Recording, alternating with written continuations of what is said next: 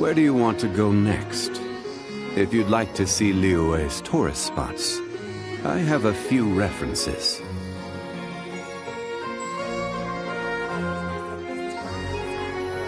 Osmanthus wine tastes the same as I remember. But where are the...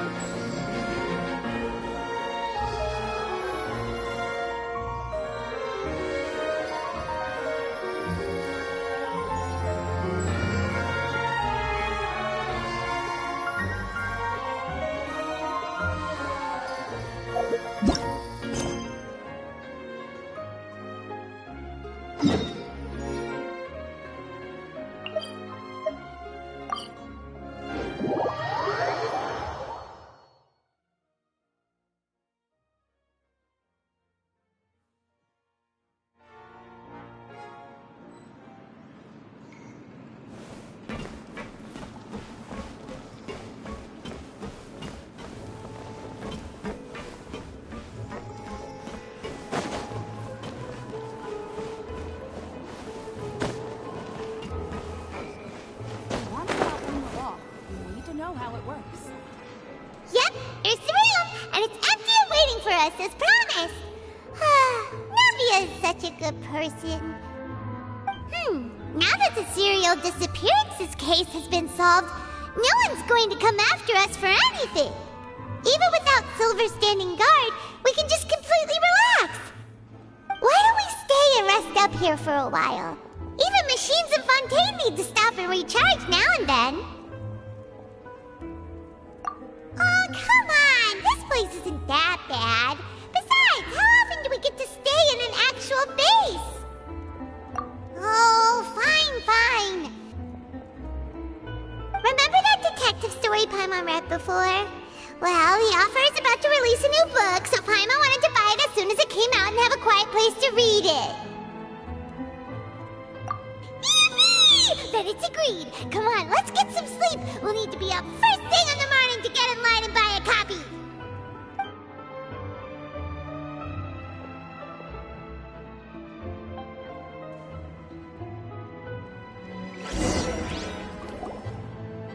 Paimon didn't expect that style at all. Even though it's a detective novel, it's also like a social documentary. Whew. It's actually pretty good. No! Paimon just spends a bit more time sleeping than you, that's all! Excuse me, but do you know if the Traveler and Paimon are lodging here? Huh? Who are you? Paimon doesn't recall seeing you before. Wait, you're not here to give us trouble, are you? A blonde traveler and a chatty little fairy. Phew, looks like I found the place. Good thing I asked the Spina di Rosula. Seems they sent me the right way. Hey, what do you mean by chatty? Paimon's always careful not to talk too much. Most of the time, anyway. It's an honor to meet you both. I was sent from the Palais Mermonia. Monsieur Nourillet wishes to see you. It seems he has something important to discuss in person.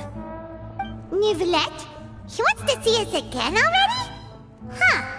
We talked so much the last time we met. Has something happened since then? I am not privy to the details. It would be best if you came to the Palais Mermonia and asked Monsieur Nourillet in person. If you say so, but Paimon has a bad feeling about this. Now that I've delivered the message, I'll take my leave. Thanks! We haven't left the room for a few days, so we'll head over once we've freshened up a bit.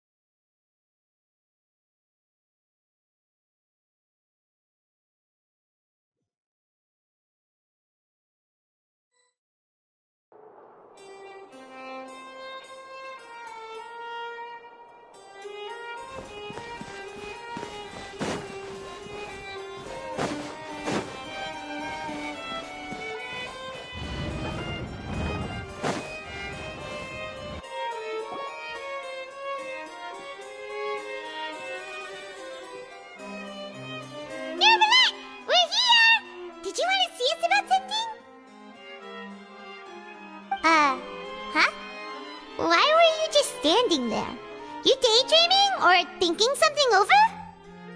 Yes, I did send someone to fetch you. But as for what I'd like to discuss next, well, I still have some reservations. Given that we've already made the trip here, you should just tell us. Bet you need us to help you with something, right? I do indeed have something I'd like to ask you to do. However, you should wait until after I tell you the details, then decide for yourselves whether you'd like to help or not. The situation is this. It has come to my attention that the Snezhnayan Harbinger known as the Knave wants a diplomatic meeting with you, correct? I heard that she was originally from Fontaine, but for her to suddenly arrive here and abruptly request such a meeting like this, I sincerely advise you to refuse her invitation outright.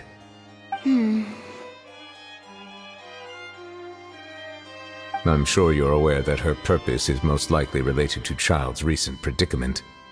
We convicted one of the Snezhnayan Harbingers in a court of law, but we have yet to provide any form of detailed report on the matter. This does indeed provide an opportunity for Snezhnaya to put pressure on us. I believe we should adopt an evasive stance until we can provide a proper explanation and have a preliminary plan on how to deal with the matter. No, we shouldn't. I think we should agree to the meeting. Oh? Well, you see, we are the ones that owe an explanation. If we keep putting off the meeting, it could easily result in the problem escalating, right? It's like a fight between two friends. If they don't agree to see each other and talk in person, isn't it possible that the friendship could end entirely? Though diplomatic relations between Fontaine and Snezhnaya could be considered as friendly, it is only superficially so.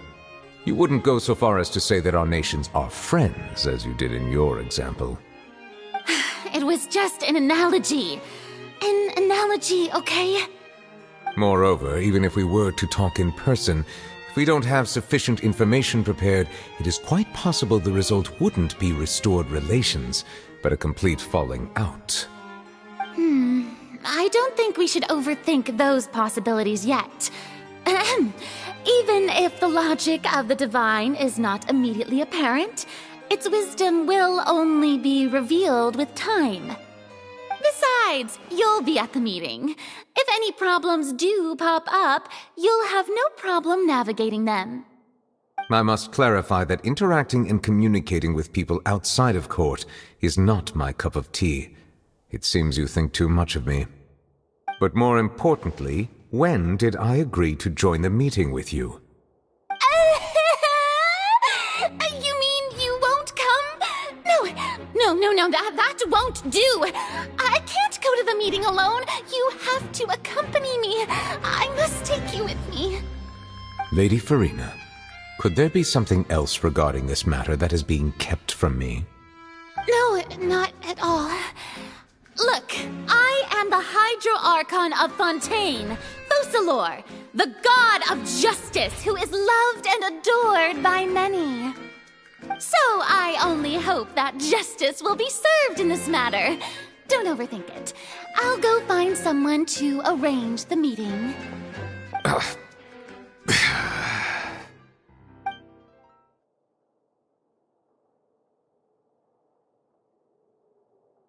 Though it could officially be considered a diplomatic conference, I prefer to see our meeting today as an ordinary tea party. I assume you see it the same way, Miss Farina?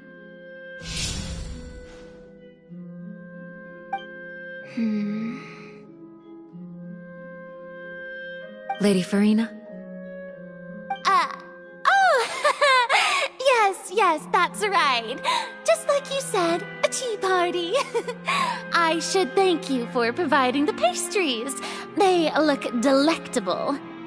To make this tea party even more lively, I've invited someone else to join us today. It's a pleasure to meet you, Monsieur Neuvillette. I was born in Fontaine, so naturally, there's no need to introduce the nation's revered Eudex to me. Hello. The pleasure is also mine. First, I would like to thank the two of you. I'm often away on business outside of Fontaine, and I'm told that the children of the House of the Hearth have been well taken care of by you.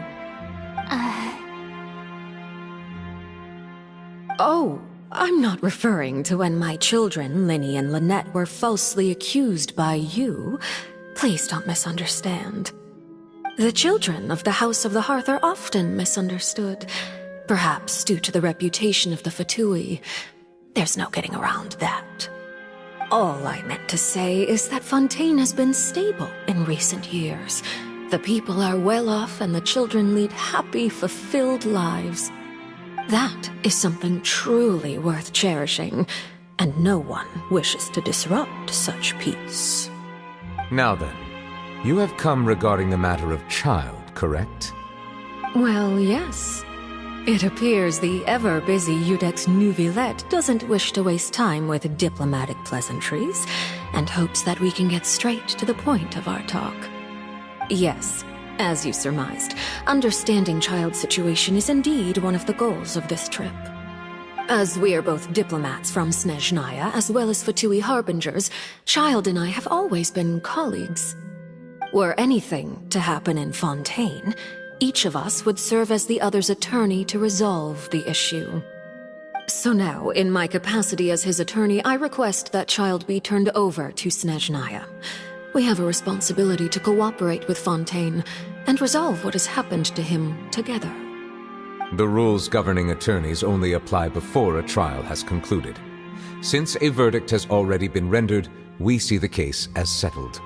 I apologize for being unable to grant your request. An outright refusal.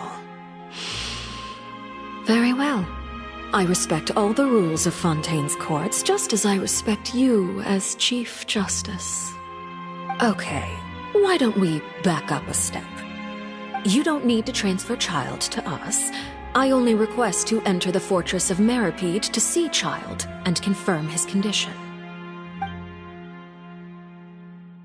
It's not like you couldn't even manage to fulfill a simple request like that.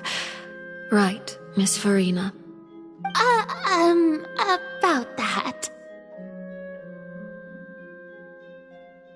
The fortress of Meripede has always been completely autonomous. Even we have no authority to interfere there, and diplomatic issues do not suffice as an excuse. However, if you absolutely must confirm the situation of the Harbinger, I have a proposal.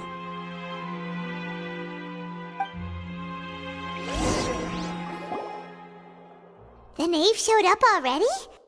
Well, Linny did say that Father will be returning soon. We didn't even know that Linny was from the House of the Hearth at the time, so we kinda overlooked that information. Yes, thank you for your kind advice. I'm well aware of the situation.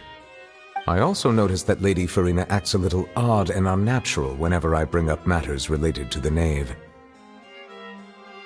Could the knave be threatening Lady Farina or something? If that were the case, then why wouldn't Lady Farina inform me? And what means could the knave possibly have to twist the arm of an Archon? So maybe that's not very likely. Even though Farina can act a little weird at times, she's still an Archon. In reality, this problem is even more thorny than it appears. According to reports from the fortress of Meripede, Child recently disappeared under mysterious circumstances. The details are still unclear.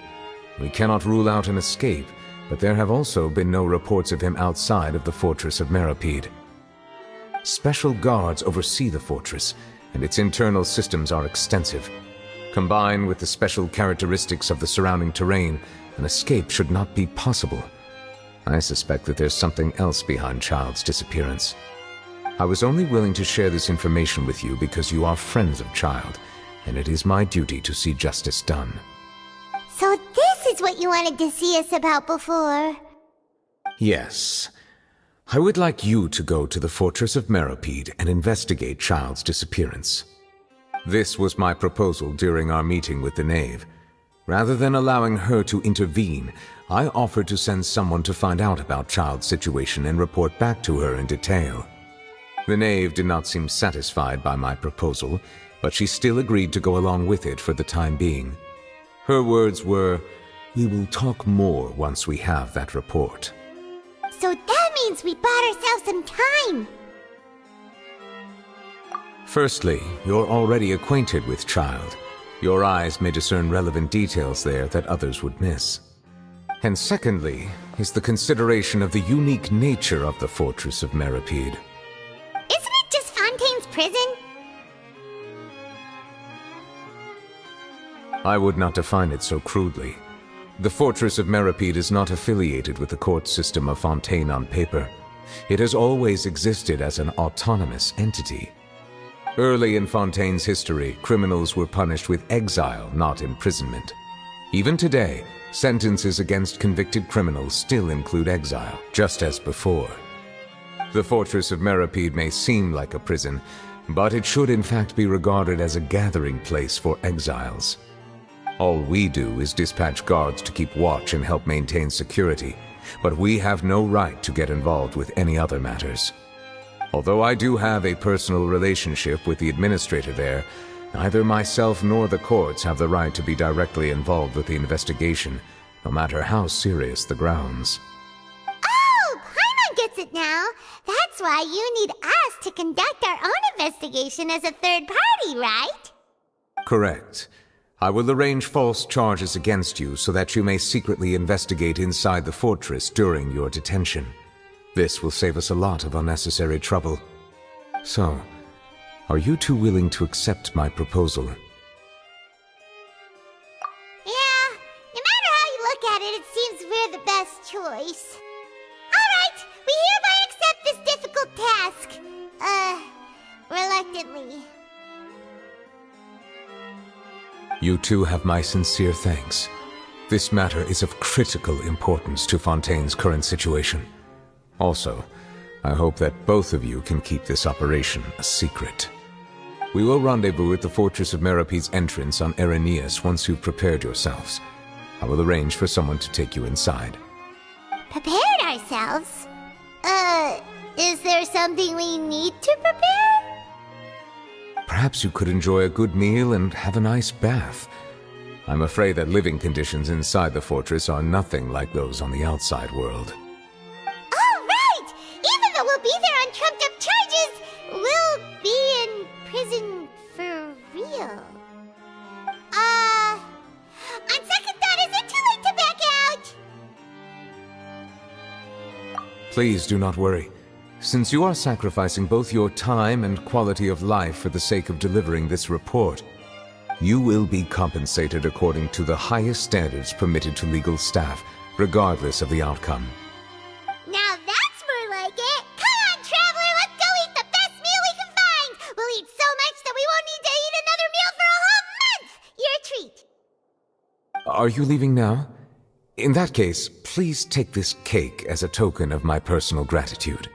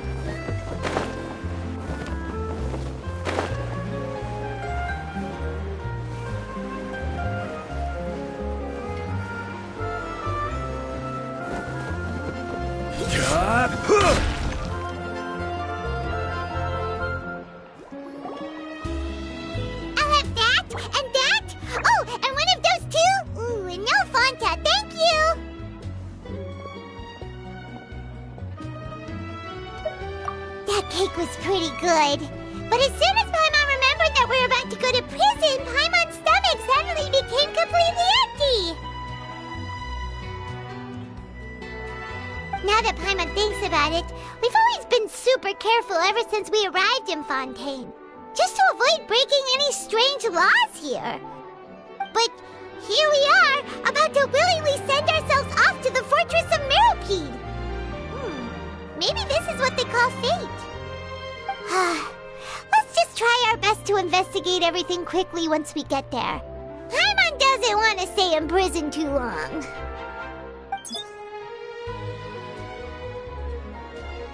Oh, what is that I hear? Is it the taste of a breaking story? Hey! You can't hear a taste! And what are you doing here, Charlotte? Oh, don't remind me. I invited an eyewitness to a case to eat here, and I was planning to get some great material out of him. But he didn't even show up. Calm down, calm down.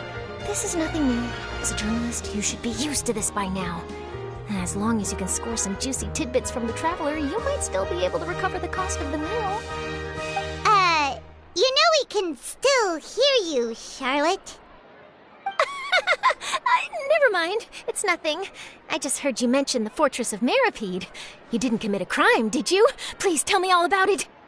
No way! We would never! We're just going there to...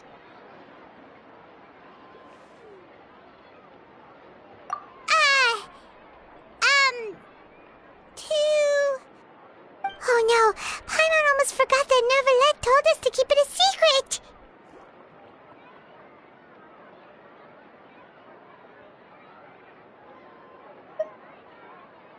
Huh?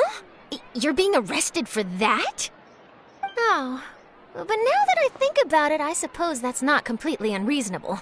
That's pretty despicable, almost as offensive as committing theft. You mean Paimon really did something that serious? Sorry, Paimon really messed up. Well, in that case, it's nothing particularly newsworthy after all. Oh, how disappointing. All right, there's still a chance. Since you're going to be at the Fortress of Meropide, would you be willing to help me gather some material for a story? About that, Paimon doesn't think we'll have any time. Oh, it's nothing difficult. All you have to do is think of a way to get some time face-to-face with the warden of the fortress. He was awarded the honorary title of Duke in Fontaine. Sounds really cool, huh? Only those who have made significant contributions to the nation have been conferred this title. It's incredibly rare. On top of that, the Fortress of Meropide has never been under the jurisdiction of the courts. Practically nobody, including journalists like me, knows anything about the person in charge there. Oh, if I could write an exclusive article about him, I bet it would sell a boatload of papers.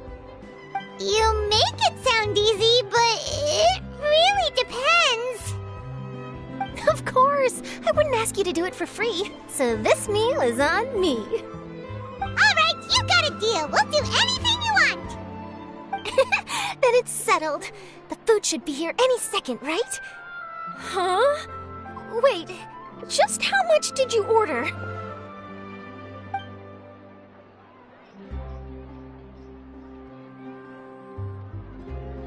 Oh, Paimon's so full. Well, guess we have nothing to regret now. I had no idea you could eat so much. That didn't go according to plan.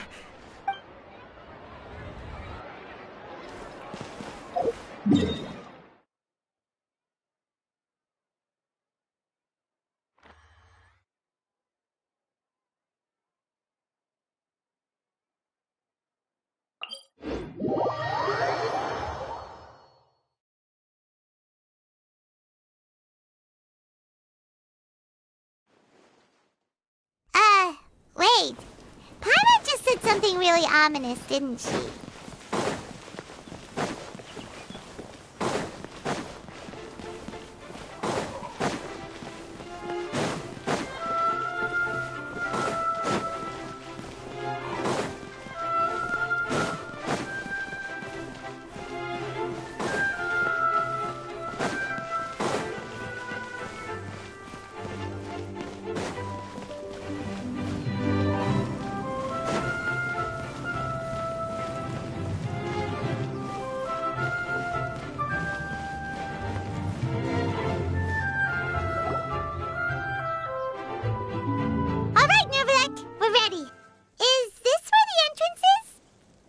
have come, just as promised.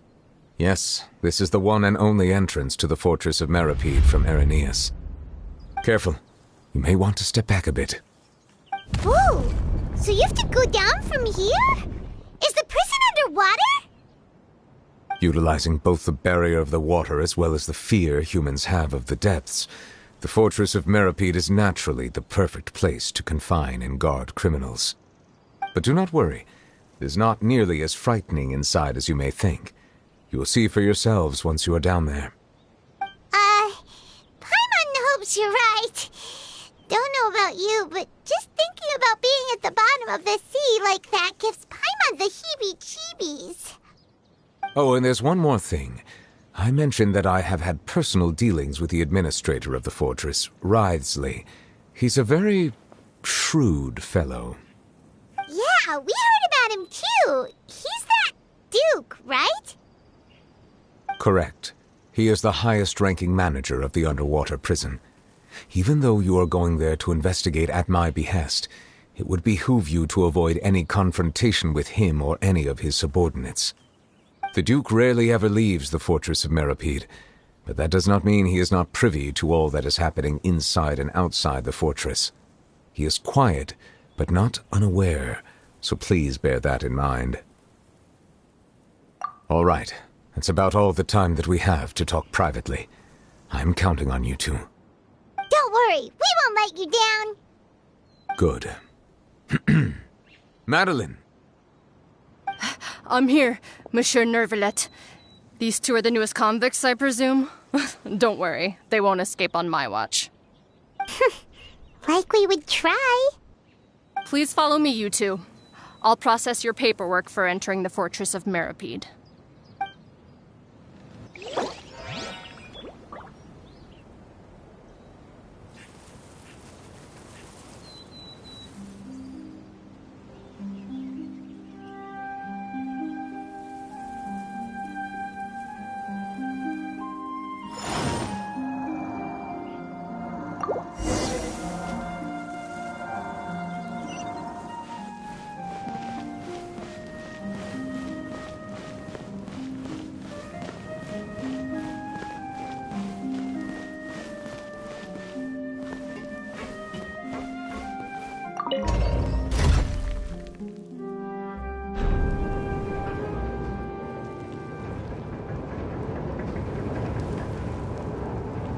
Are we already underwater now? Huh. So this is what it feels like to be a criminal in Fontaine. You two seem to be taking this pretty well. It's rare to see convicts in such a good mood. Don't run.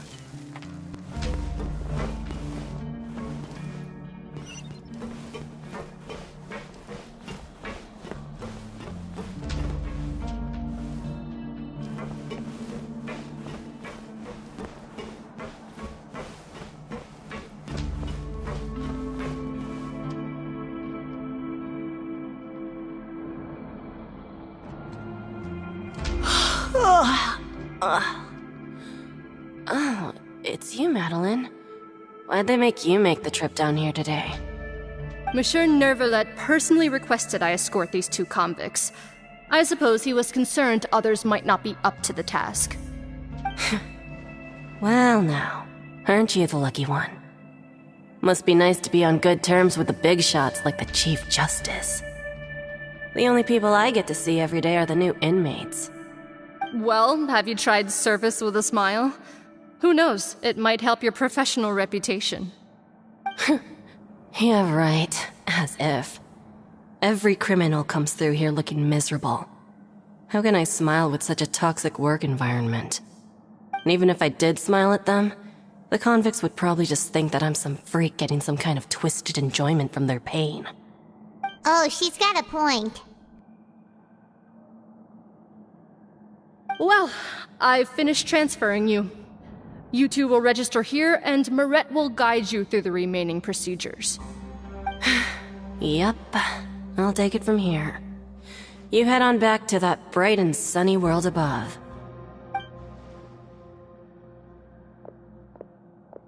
Okay, let me see. You are the Traveler and Paimon, correct?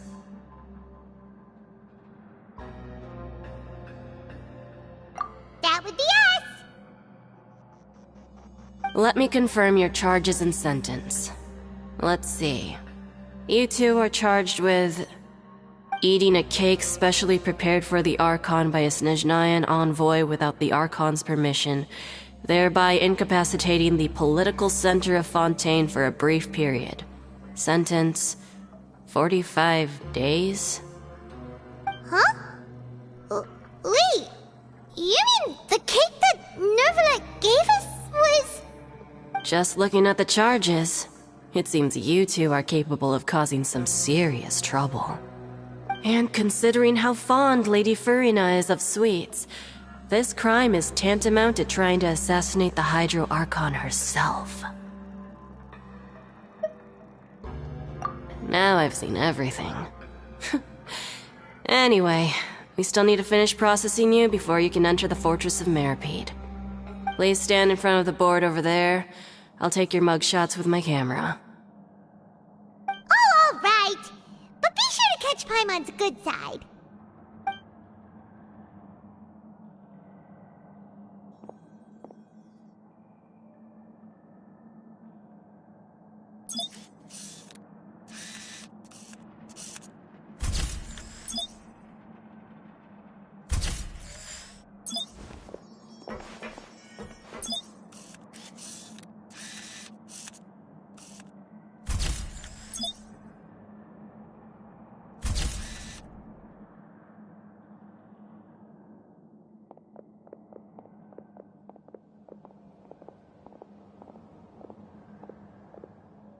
And we're done. Thank you for your cooperation. Next, someone will be along to guide you inside the fortress. Please be sure to cherish this opportunity for rebirth. Huh? Rebirth? Isn't that a little much? We're only gonna be here for 45 days! You two are the new inmates, right? Follow me. Oh, okay! Paimon is Paimon and this is the Traveler! Save it. Not like I'll remember your names. Move it.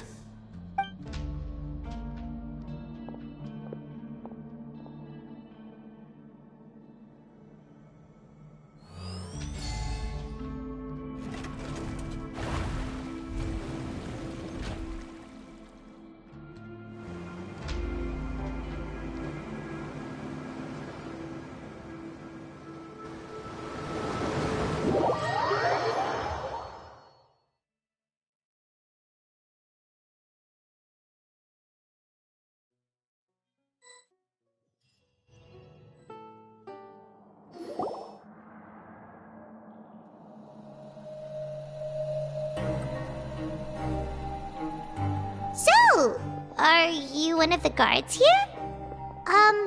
Is there anything we should be careful of while we're here?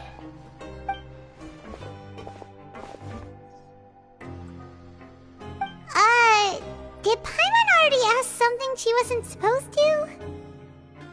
Why should I tell you anything? What's in it for me? This is exactly why I can't stand new fish. I wouldn't even be doing this if it weren't for the credit coupons. Credit coupons? Alright, seeing as you're not the annoying kind that's getting dragged in here crying and blubbering, I guess I can tell you a few things. But next time, it'll cost you some coupons. Mora means nothing here. Here, we use credit coupons.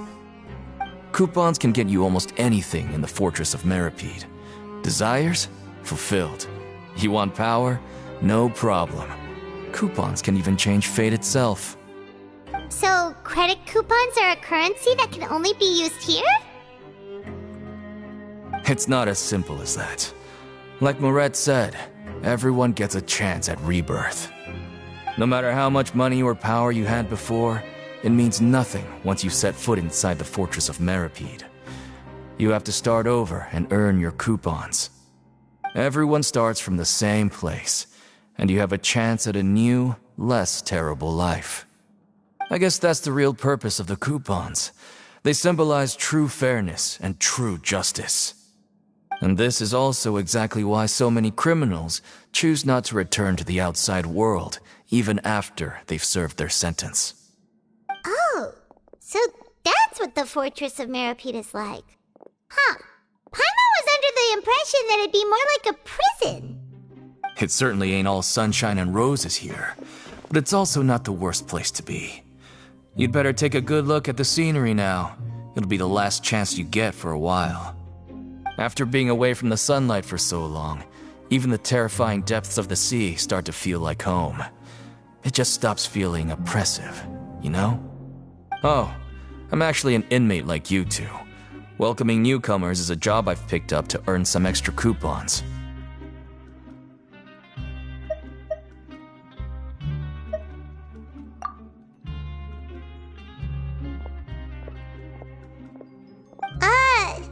Why aren't you answering us again? I've told you enough for free. Any more info is gonna cost you. So all you care about is Mora! Wait, no. Coupons? Almost there. It's down through here. Your turn to give it a try.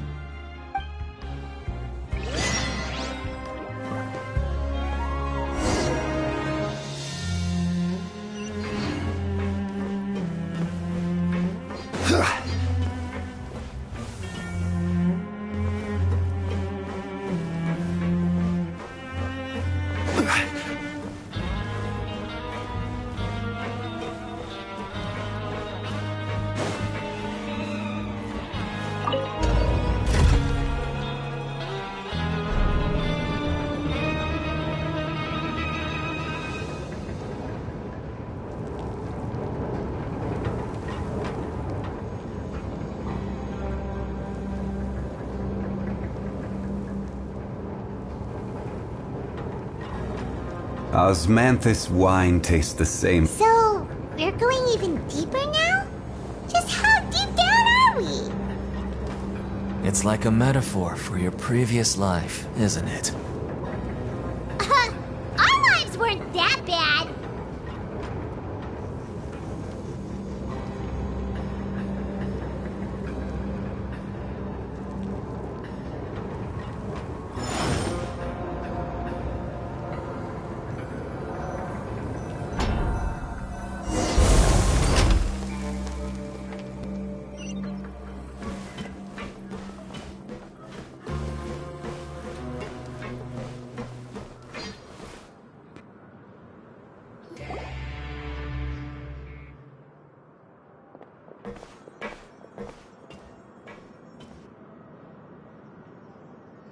So this is the actual entrance to the Fortress of Meripede? Huh. It looks like there are other new arrivals, too. Oh, they sure don't look happy. Maybe we look too relaxed for fresh convicts. Oh, right. We're on someone else's territory now. We need to think of a good way to act like criminals to get by. If we're discovered, even Neuvillette might not be able to rescue us.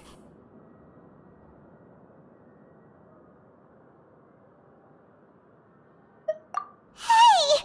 Don't scare Paimon! Oh, Paimon's not ready for all this! Look, I don't really know you, and I have no idea what kind of crime you committed, but... You wouldn't have happened to anger someone important, did you? Someone important? Paimon doesn't think so. Wait, why are you suddenly trying to talk to us now? Now's not the time to worry about that. Anyway, it's over there, so... You just go on over there by yourselves. I've done my job, so... Good luck. What was that all about? Wait a second. Are there usually so many garden wrecks around here? They're already onto us? Prisoners numbers 7459 and 7560. Welcome. Oh, no need to be anxious. These Gardamex aren't here to attack you. In fact, they're here as your honor guard. When I heard that you were friends of Monsieur Neuvillette, I had the guard mechs come and wait in formation. Wait, you know about our connection with Neuvillette? The seafloor isn't as cut off from the world as you might imagine. However, I'm afraid that I know nothing more than that you are friends of the Udex. And as you can see, committing a crime means being sentenced here, even if you're friends with the Chief Justice. Quite fair. The Duke! Greetings, Your Grace! Lovely weather today, isn't it? Oh, greetings, my good fellow. Well, I'm willing to imagine that the weather is as good outside the sea as you say it is. How great it would have been if only the Fortress of Meripede had been built on the coast, huh? It would have been so convenient to enjoy a nice chat in the sunshine. My profuse apologies. I just got so nervous when I saw you, So this is the Duke. He sure looks a lot younger than Paimon imagined. The Traveler and Paimon, correct? Mr. Deacon here was responsible for your welcome. I trust you were satisfied with his guidance?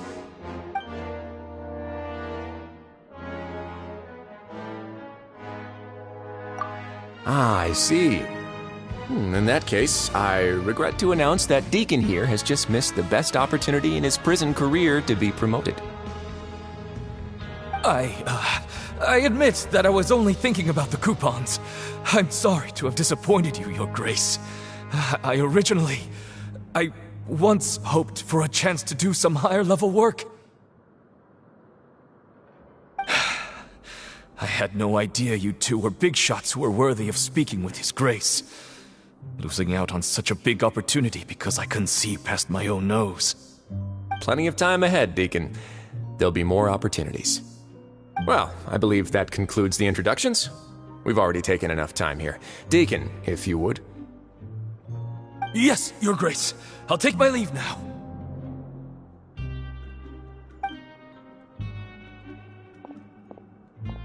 Please, follow me. To make you feel more welcome, I'll show you around the various facilities of the Fortress of Meripede. I hope it'll help you adjust to life here. He's going to personally give us a cure? Huh. Paimon can't figure out what this guy's thinking at all. No wonder Charlotte's so interested in him. He's one of those mysterious types. Alright, let's keep up with him.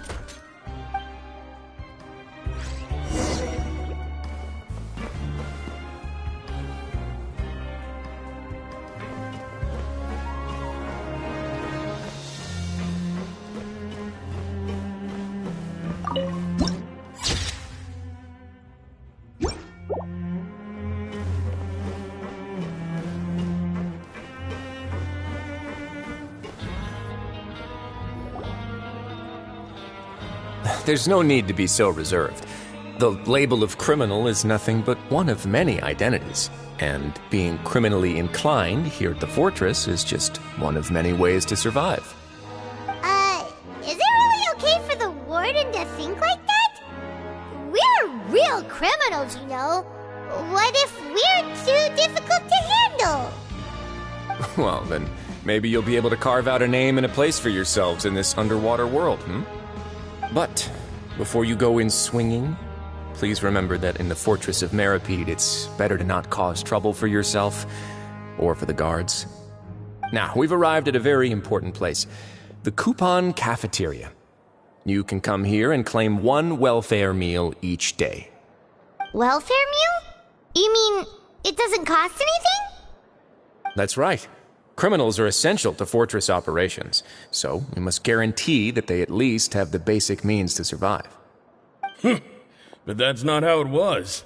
Back in the day, it cost your reward coupons just to get a cup of water here. For fish like you who just arrived with nothing, you'd have to go to work hungry until you earned enough coupons to eat. It was only after His Grace became the administrator that we got the free meal rule. Now everyone gets a square meal every day, even no-good slackers who've never picked up a wrench in their whole lives. Nobody starves to death here. In the Fortress of Meripede, credit coupons are the only currency, and everything must be purchased. In some sense, you could say using the coupons is a form of trade. But trade is always conducted by people. So if we want trade here to prosper, we need everyone to work hard and live their lives. If nobody could even afford a meal, then the whole fortress would be up in arms. And that would only make things more difficult for me. So, rather than saying that we're giving everyone a free meal here, you should say that everyone's hard work has improved the living conditions in the fortress of Meripede. Your Grace's reasoning is correct, but what I said is also true. Whatever the case, hard work is rewarded here. You'd be hard-pressed to find anywhere else as fair and reasonable. Right! Paimon sees your point. By that logic, this place doesn't seem so bad after all. Oh, wait, no. We shouldn't drop our guard so quickly. But it seems the inmates really respect the Duke because of his attitude, right? We should still try to verify the truth with our own eyes. Let's continue this way.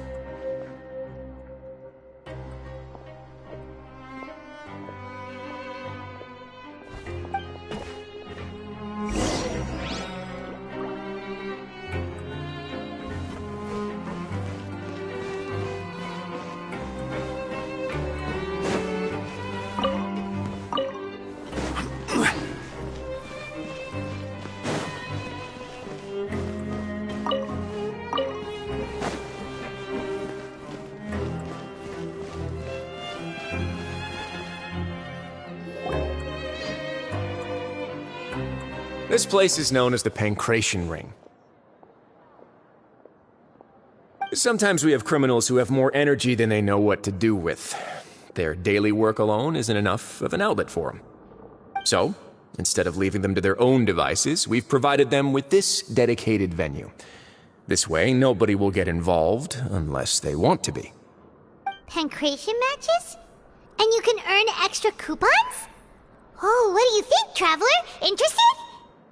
But I must warn you that your sentence will be extended if you fail to restrain yourself and end up seriously injuring or killing your opponent. So, did you set this place up too? No, actually. I just granted approval for the organizer to use this area to build the ring, and I collect a portion of the proceeds in return. Of course, the fees are also quite useful. Oh. Do you mind if we ask what they're used for? Sure. Ensuring personal safety, maintaining the arena, and resolving any conflicts that arise. Why? Are you interested in how to manage a pancration ring? Oh, no. Paimon was just wondering if that's how you paid for everyone's welfare meals. A reasonable guess. I see you have a talent for entrepreneurship. Oh, you hear that? Paimon has a talent! So we can start a business here? That is something you can discuss between yourselves later. Let's move on for now.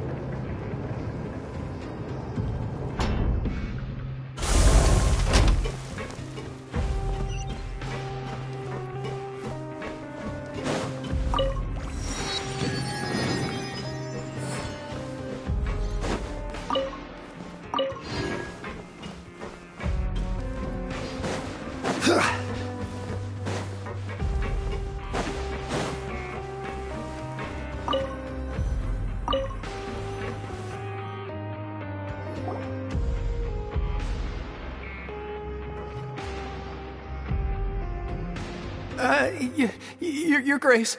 Good morning. I mean, good afternoon. No, wait, what time is it again? What time indeed? Time waits for no one, so it's best to keep an eye on it.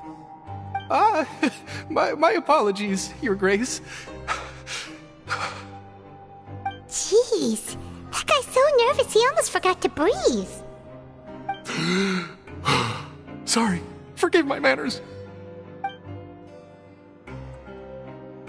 These are the dormitories, which is where inmates sleep. The guards will inform you where your bunk is later. In the Fortress of Meripede, criminals usually spend most of their time in either the production zone or the sleeping areas. The production zone? What does it produce? Is that where we'll be working? Not necessarily. Though working in the production zone is the most reliable way to earn credit coupons, if you have other skills, you can skip your shifts to earn them in other ways. Wow. Wait, you're the manager of this place, and you're just telling us to our faces that it's okay to skip work? The fact that the Fortress of Meripede has continued operating completely autonomously is proof enough that most people are willing to work honestly and earn a stable income. As for what we produce, many of the clockwork machines seen all over Fontaine originate from our workshop. Therefore, the Fortress of Meripede is not only a place where criminals serve their sentences, but also a giant machine factory. There's no need for me to get into specifics about the production process now. You'll experience it all firsthand when you report for work tomorrow. Let's move on. The tour continues over this way.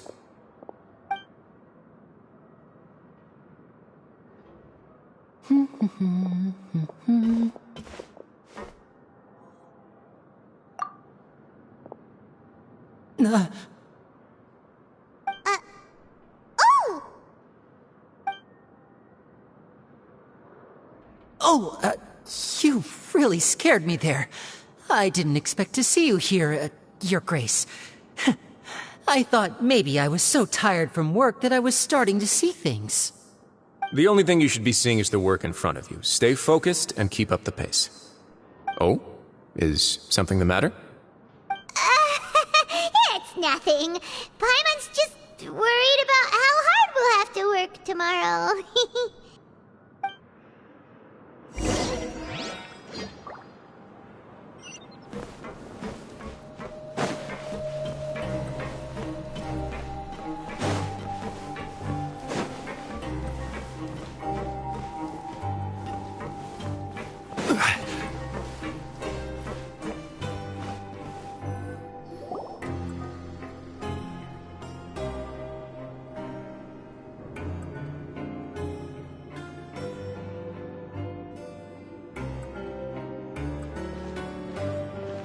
Your Grace? What are you doing in the infirmary at a time like this? Oh no, you didn't injure yourself, did you? Not yet, unfortunately for you. But thank you for your concern, Sigewinne. Oh, then you must be here for those two. Allow me to introduce you. This is the infirmary, and Sigewinne here is the Fortress of Meripede's head nurse. Hello, new faces. They call me the head nurse, but I actually handle all the nurse-related work all by myself down here. Since you seem to have some rare downtime with no patients, perhaps you could find the time to join us for dinner? Oh, then these two must be some important convicts. Sure, I'll join the welcome party. Thank you. Your presence will be the pièce de résistance for today's tour. Oh, so the tour part is over now? I believe I've already covered the primary aspects of life here in the fortress. As for your work, there'll be someone else to guide you through the details. Is there anything else? I seldom conduct tours, so why don't you just ask if you have any questions? Well, this is our first time here. Paimon's not sure what to ask. Then let's head back to the coupon cafeteria. Maybe a meal will help you think up some questions. You should at least try to be excited. Our free meals are actually pretty good here.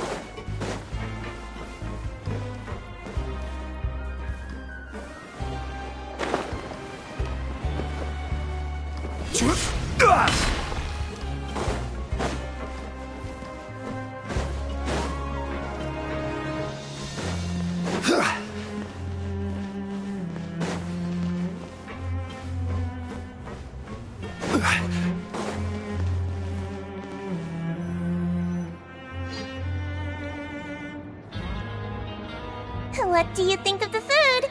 Does it meet your expectations? Wow, it looks delicious!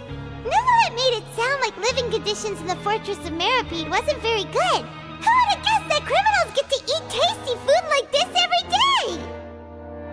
Oh, isn't that the meal box that only super lucky people manage to draw? Seems like you two are quite fortunate. It actually has nothing to do with luck in this case. I had a word with Walsey, so you didn't have to draw lots like everyone else. Oh, you mean the meals are random? Yes, what you get to eat depends completely on your luck. You could say that it's a distasteful little game that Chef Walsey likes to play here in the cafeteria. Paimon knew it! If criminals got to eat tasty food like this every meal, the crime rate in Fontaine would skyrocket for sure! Excuse me, did I hear you mention Nervulette just now? I've been wondering how he's doing. Is he busy with work? Has he been taking care of his health? He seems healthy no matter how you look at him, but he works so hard all the time, so it must be really tiring. Sounds like he hasn't changed a bit. Looks like you can stop worrying so much, Sigewinne. Oh, that's good. But I still feel like it's been too long since I've heard any news about him. No news is good news. Maybe next time I've got something to discuss with him, I can invite you to accompany us. But isn't the Fortress of Meripede independent from Fontaine's court system? What do you two have to discuss? Well, we provide all kinds of mechanical products for official use, and some essential goods have to be obtained from the overworld, so we naturally have to stay in touch about this and that. Monsieur Nervulet's character is unimpeachable. No matter the question, you can discuss it openly and freely with him. Talking with him feels quite effortless. In light of that, I am quite willing to go out of my way to show respect and accommodate him. In fact, right now, I'm treating you two as guests invited by Monsieur Nervulet. But unfortunately, I can only do so until the end of this meal. After this, you two will just be inmates here. You're very welcome. Well, your new life awaits.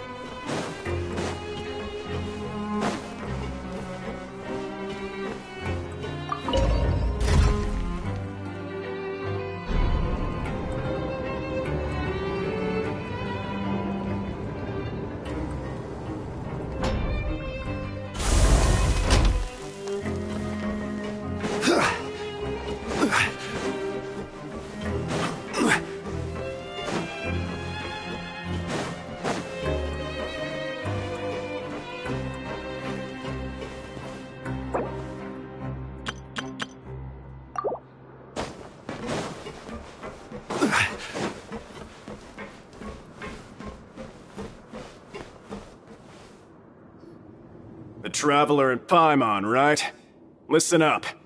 As new inmates, the only thing you need to worry about is what to do and when to do it. Don't make any extra trouble for yourself. Your bunks are right over there. Follow me.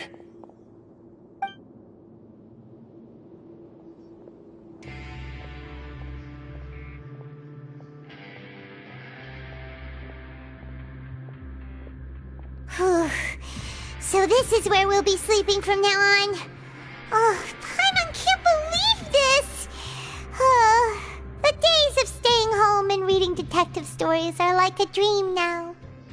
By the way, Traveler, we saw a lot of things worth investigating just now. Even though the Duke didn't say it too directly, judging from what he said at the end, it seems that he was only welcoming because we know Neuvillette.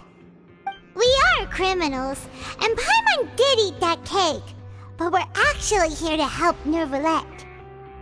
Is it possible that he knows we're here on a mission? Or is Paimon overthinking things?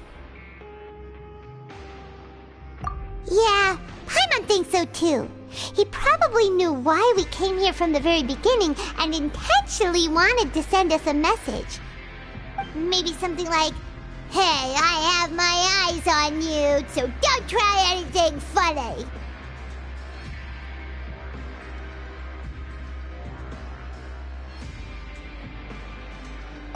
Yeah, you're right. It's not like we can go back to Neuvillette empty-handed and say, "The dude looks scary, so we gave up." And besides, the Duke said that he was willing to go out of his way to show respect for Neuvillette, right? So, we at least need to try. But Paimon hasn't gotten a clue where we should start our investigation. You mean... Yeah, that's what Paimon was thinking too! Paimon almost spilled the beans when we ran into him. Fortunately, based on his attitude, it looks like the Duke sees Linny as just another inmate. We worked so hard to help clear Linny and Lynette's names, and yet we turn around and bam! He's in prison anyway! Oh, right! Linny and Lynette are from the House of the Hearth. They work for the Knave, so they could be here to investigate too!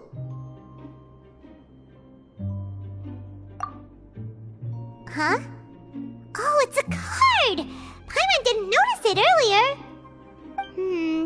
It looks like a magician's prop. Lenny must have left it here. He's in prison and still doing his little tricks, huh? Let Paimon have a look. It was nice to bump into you again. Let's catch up in the production zone tomorrow. What in the world? It's written like he's greeting a buddy on the street. Paimon thought he'd write something important. If you say so. We can ask him what's going on tomorrow. Let's get some rest now.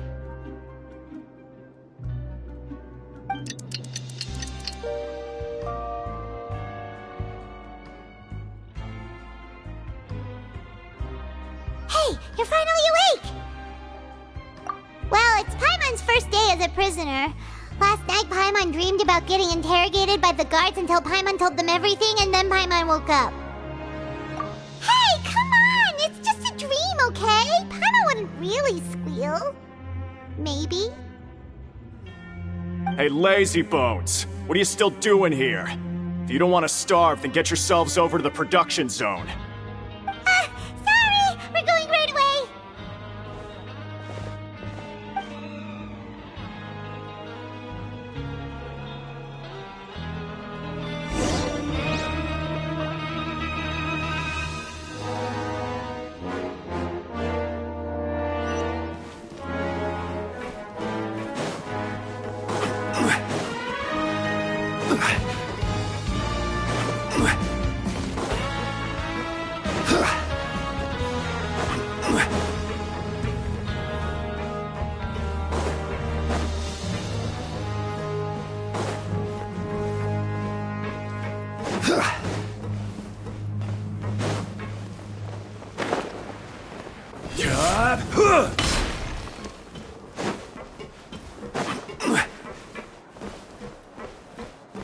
Let's come up with some fun activities.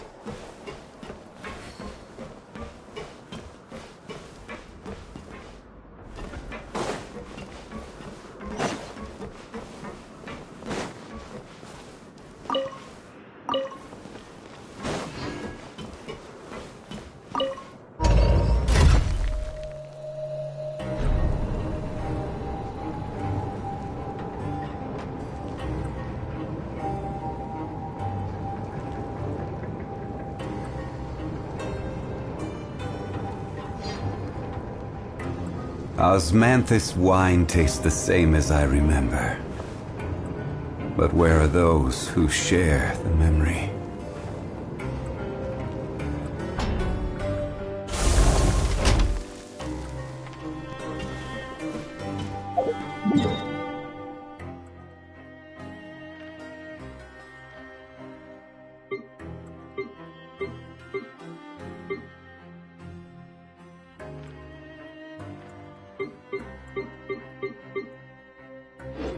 Where do you want to go next? If you'd like to see Liyue's tourist spots, I have a few references.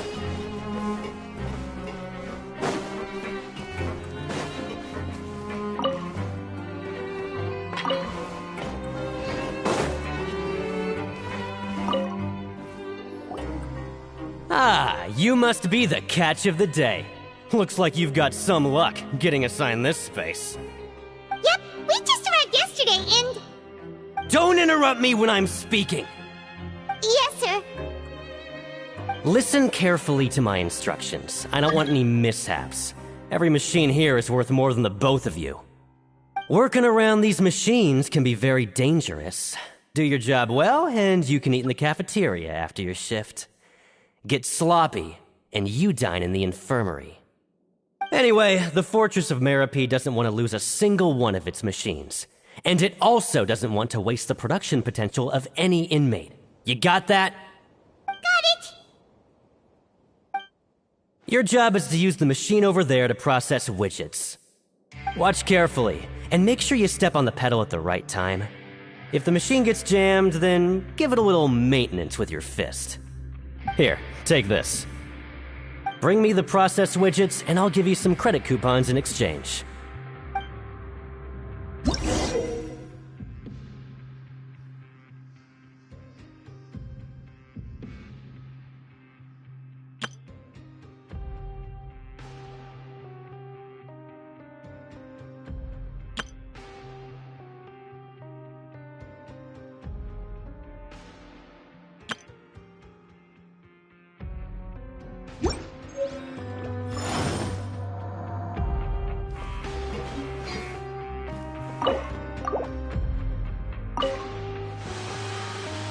Once the widget is hot enough to blow, jump to step on the pedal and hit the widget with the hit.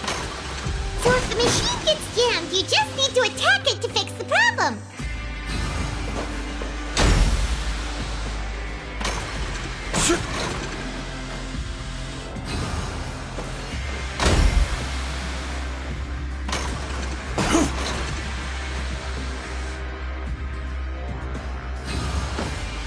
Okay, you got this! Great! Now we can report back to the foreman and give him the processed widgets!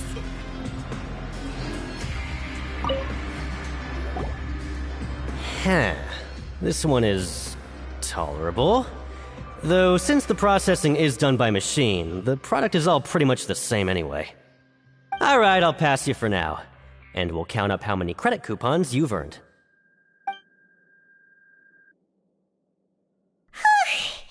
Paimon's exhausted. We're done now, right? Oh, that foreman. He's so scary that Paimon couldn't even speak. Ugh. Even though Paimon's starving and wants to head straight to the coupon cafeteria, we still need to meet Lenny first, right? He probably just finished up his work, too. He should be around here somewhere.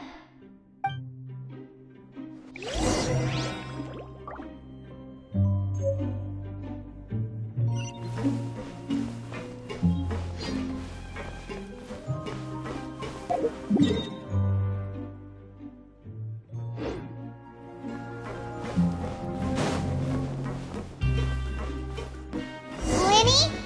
Mr. Magician? Where are you? Oh, this had better not be some disappearing act. He doesn't seem to be around here. Let's try looking somewhere else.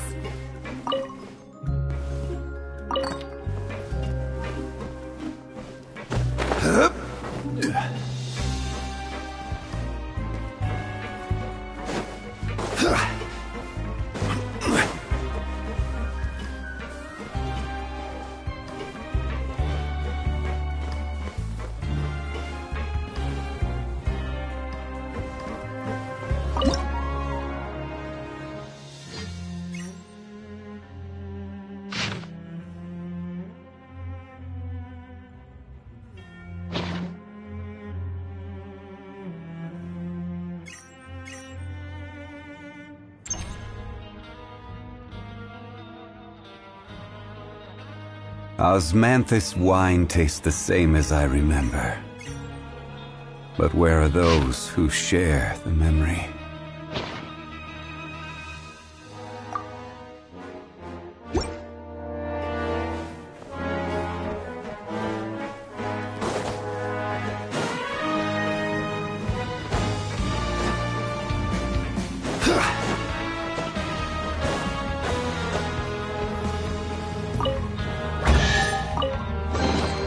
Unsolicited, and all the more valuable for it.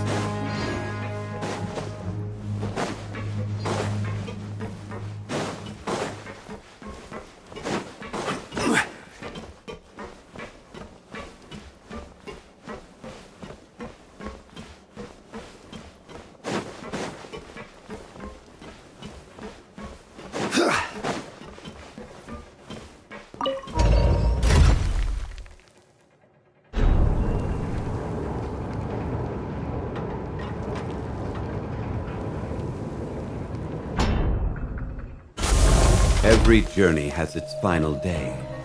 Don't rush. Where could he be? Did he decide to slack off and sleep the day away?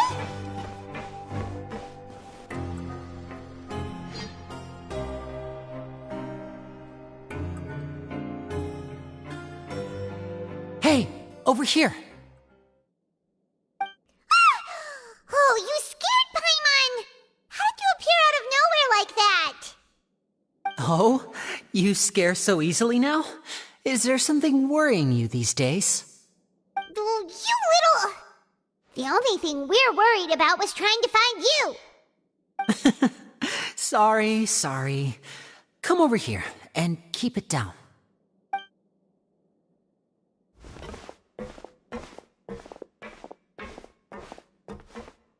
Oh, Lynette! You're here too! You two really are inseparable. That's right. My brother simply can't stand to be away from me. It's not just Lynette. Fremine is also here. Do you still remember him? Oh, you mean that diver from the House of the Hearth, right? Paimon remembers seeing him in the court of Fontaine before. Now hurry up and tell us, how did you end up as criminals this time? We fought so hard at court to prove you were innocent, but now it looks like our incredible court battle was for nothing! Sadly, even the teeniest of things can land you in prison these days. I put together a street performance and used the popularity we gained from the Opera House incident to attract a big crowd. And then? Next, I invited several audience members to participate in the show. And then, with the entire audience watching, their wallet suddenly disappeared. My brother was charged with theft, and I was charged as his accomplice, having assisted him in his crime. It really isn't that bad. The missing wallets are all in the leftmost drawer of the Maison Gardiennage's big filing cabinet. We just need to see how long it takes to discover them. Yep, we should be released then. In terms of the magic trick itself, I think the performance went perfectly. Leave it to Lenny to magic himself into prison. Indeed. Last time I hid my identity from you, I promised that I'd tell you absolutely everything if you were angry about it. No more secrets. So I don't plan on keeping anything from you this time either. At the moment, the House of the Hearth's interests don't conflict with yours at all. We were instructed by the father of our house, the Knave, to come here and conduct an investigation. Told you so! See? Paimon guessed right. As for what we're investigating, perhaps you haven't heard, but the fortress of Meropide hides a secret. Some even say that the entire fortress exists just to protect it. The House of the Hearth has been investigating this for a very long time, trying to uncover its mysteries. But recently, all of our informants, including the ones that had infiltrated the guards, suddenly vanished and have not been heard from since.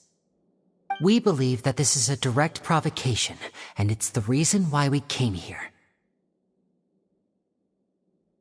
Father has somehow managed to confirm that Focalors does not have Fontaine's gnosis. Huh? How did she manage to learn information that important? Father has her ways. Many of them are beyond our imagination, and we've never had the chance to see her at work. But we trust her conclusions. It was this information that led us to suspect that Fontaine's gnosis might be in the fortress of Meripede and is related to that secret. So it's all about the gnosis again. Well, that's about it from our side. How about you two? Did Monsieur Nervulette send you here? Bingo! The Knave has been applying a lot of pressure. She wants to know what happened to Child, so we came here to investigate. Traveler, are we allowed to tell them?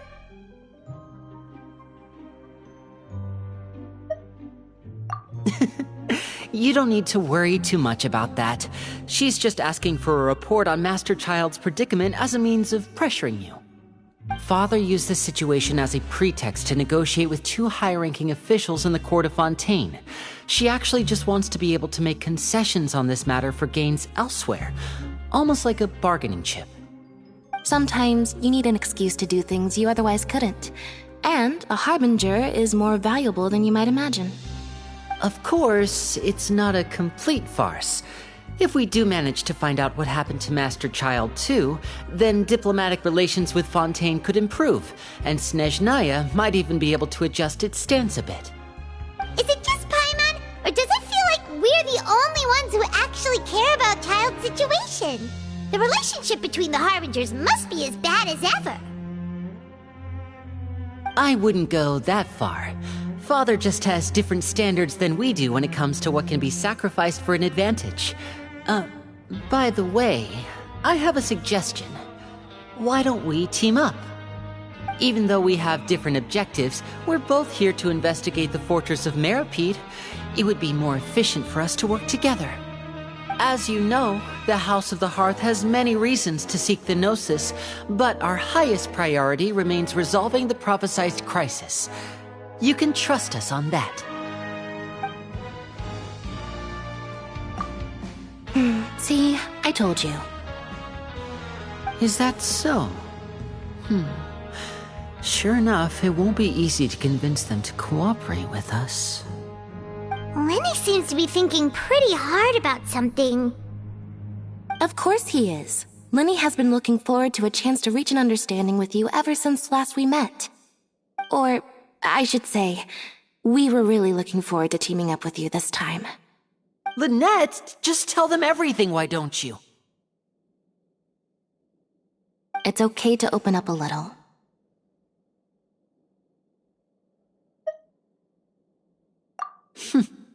Very prudent of you, and consistent with your behavior since we first met. That's reasonable enough, and I agreed to cooperate on these terms as well. I was prepared for the worst, but you were actually more agreeable than I anticipated. All right then, there's no time to lose. I have some information to share, so listen carefully. Since Lynette and I arrived here, our investigation uncovered the fact that the fortress of Meripede has a forbidden zone. Most people just clammed up and wouldn't talk, but after asking the right questions, we were able to confirm the existence of the forbidden zone from the guards. You should be aware of that while you're investigating. A forbidden zone? Oh, could that be where Child disappeared to? You're right, we'll definitely keep that in mind. Good. That's the most suspicious thing about the fortress that we know of so far. We have a few other unanswered questions, and we'll be investigating those as quickly as we can. Anyway, I hope you find our information useful at least. Oh, look at the time. You two must be hungry. You should go to the coupon cafeteria and get something to eat. I'll use my cards to get in touch with you again in the future. Oh, that's just what Paimon wanted to hear! Paimon's starving after all that work today. We can talk more about the investigation later. Let's go get some grub!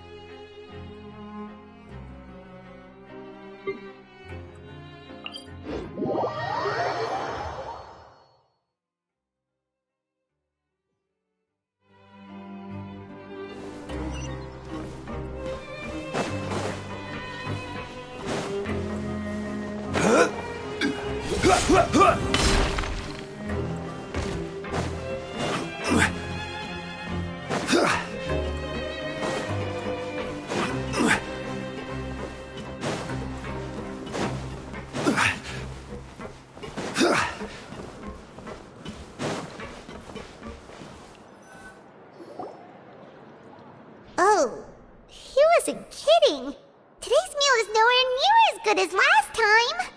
Oh, who knows how long it'll be until we're lucky enough to get that super tasty meal again. Forget about it then. We'll just deal with the regular food for the time being. Let's just get out of here as soon as possible. But life here doesn't seem all that bad. Other than the foreman being kinda mean and the work being pretty tiring. You think so, mate? If I had a coupon for every fish who said that. Seems you fishies still haven't learned your lessons from your life up on the surface. If you take things at face value, then by the time you reach a dead end, you won't even know how you ended up on that road in the first place. I like your attitude. I can, let you in on a little something. Everyone's been telling you to just follow the rules and not cause any trouble for yourself. Am I right? But what they don't tell you is that the rules aren't exactly what they pretend to be. The rules for being a prisoner. The truth is, this place has a lot of hidden rules. Huh? Hidden rules? What do you mean? Not everyone knows about those rules, but whether you know them or not, once you break one, you might encounter something even worse than death. Really? Oh, now you're really scaring poor Paimon. Don't joke around like that! Of course. And I'd say that just disappearing would be one of the better outcomes. Oh, you mean that if there really are hidden rules, then Child's disappearance might have something to do with that? In that case, would you tell us some hidden rules? We definitely want to avoid breaking them. Come on, mate. This is valuable information. The difference between life and death. Do you really think you can just ask and I would tell you? Paimon understands, but we don't have many credit coupons yet. Yeah, I know. Not like I'm going anywhere. Just come talk to me after you've saved enough. Moreover, you're new fish, freshly caught, and completely out of your element. What'd be the point in even telling you anything before you've gotten a handle on your new lives? Come and find me once you've been here longer. I'm usually around the rag and bone shop. Just call me V-Doc. Bye-bye now.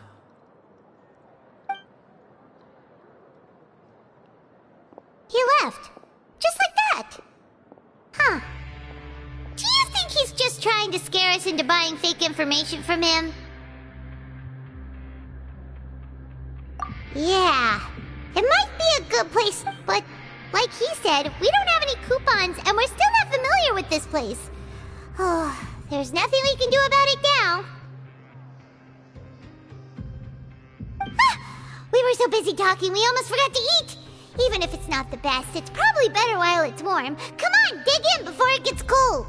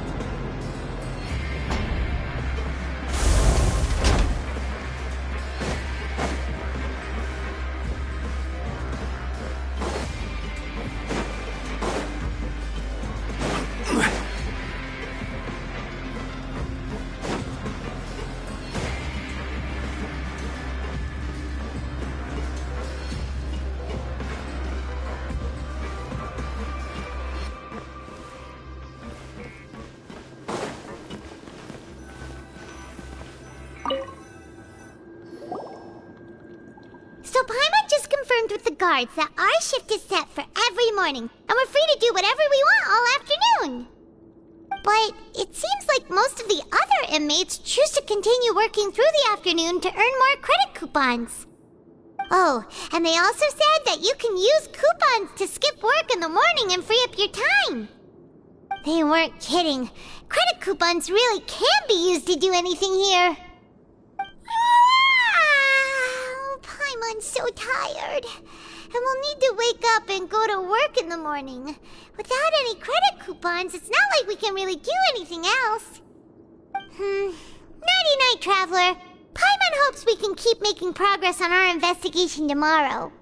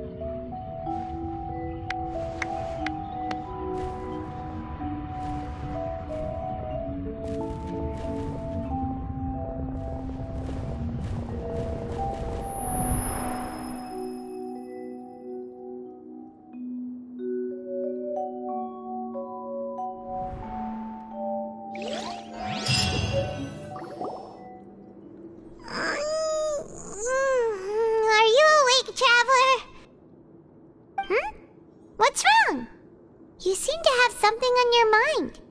Did you dream about something? Is that even possible? Unless it wasn't an ordinary dream? Oh, Child's vision! So you had it with you this whole time? Maybe the vision connected Child's consciousness to yours.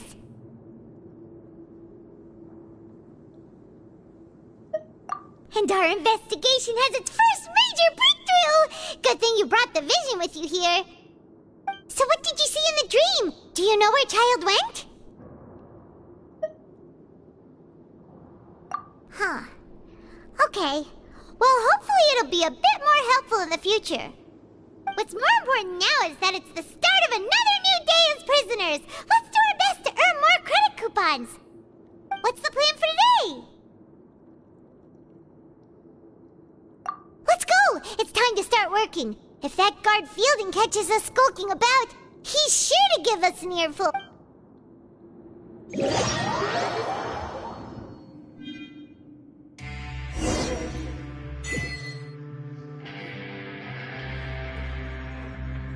Look who decided to show up. Get your butts in gear and get to work. Time's a-wasting. Good, here you go. Remember to give me the widget once you've finished processing it.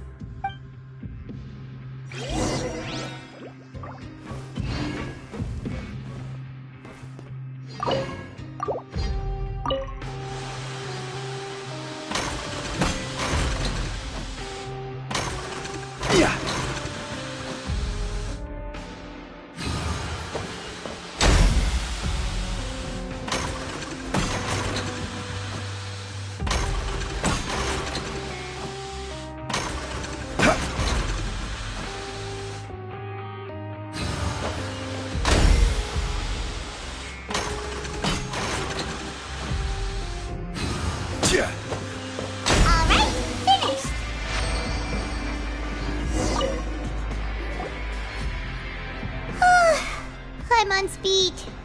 But after so many shifts, it seems we're really getting the hang of it now. Hey there, fellow shiftmates. I saw you finished your work, so I thought I'd come over and say hi. Oh, hey there! We've seen you before. Your assigned workspace is really close, isn't it? That's right. The name's Rowan. This past few days, I couldn't help but notice the new faces working nearby. I guess we were destined to meet. I've been working here for almost 15 years. Even the foreman, Grainville, always calls me Chief. Whoa, you've been working here a long time, Chief. If there's anything you'd like to know, just ask me. I know the work here in the production zone better than the back of my hand. Alright, Chief, we'll be sure to come to you first.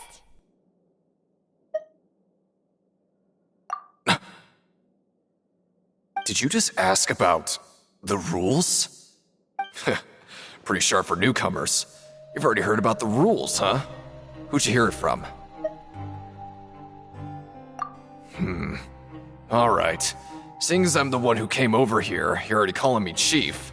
I guess I can tell you a little. Truth is, you two keep working like this, you might be putting yourselves in danger. Huh? Wait, there's even a rule about that? What would have happened if you never told us about this? Well, it's usually not that easy to break one on accident. The conditions of the hidden rules are usually pretty specific. But once you do break one, bad things happen. If you work continuously in the production zone for 3 days, and if all you do besides eating and sleeping is just work, then something bad will happen during lunch on the 3rd day. Huh? Like what? Oh, don't scare Paimon! If I knew that, then I wouldn't be standing here talking to you, now would I? You mean, even you have never tried working 3 days like that before? There's actually a legend about this rule. They say that there was a worker who worked way harder than me. He was both efficient and eager on the job, and most other workers couldn't hold a candle to him. One time, he tried to test his limits and worked as long as he could. Then during lunch on the 3rd day, he disappeared into thin air, as if he'd evaporated. Later, some people went and asked some of his past friends about him, but they said, never heard of the guy.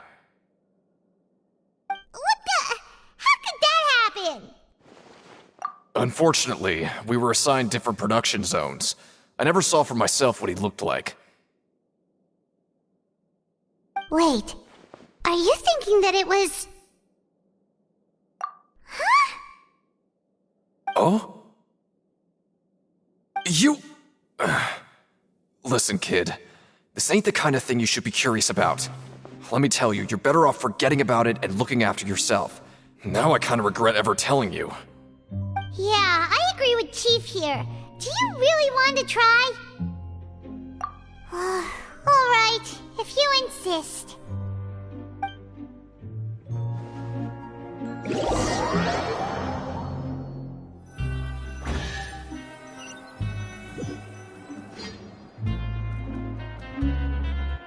Oh, just a regular meal set. Guess Paimon shouldn't get her hopes up. What would you like to do this afternoon?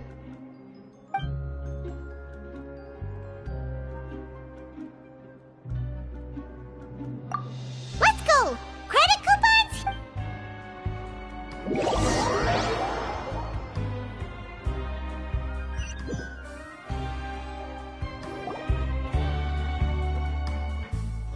Look who decided to show up. Get your butts in gear and get to work. Time's a-wasted. Good, here you go.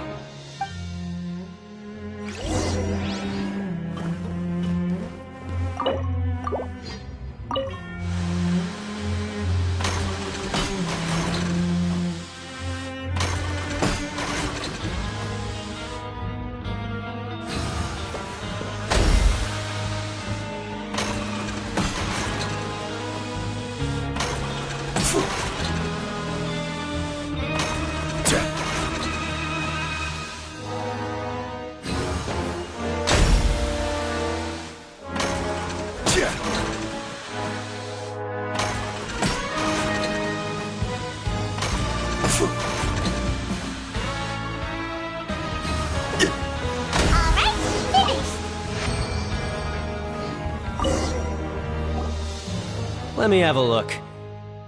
Not bad. Right, here's your credit coupon.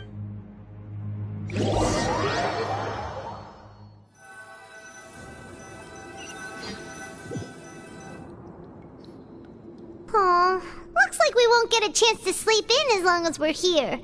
Let's get to bed early.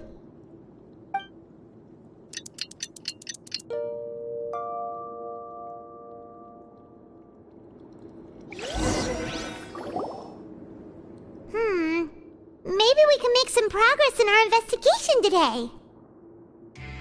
What do you have planned for us?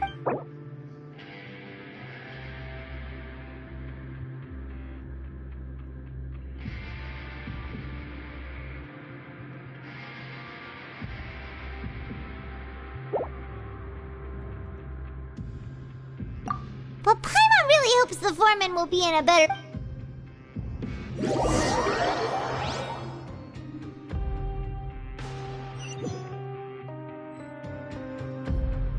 Look who decided to show up! Get your butts in gear and get to work! Time's away. Oh? What's with suddenly wanting to work so hard? Sure. Let's just say we really want to test our limit.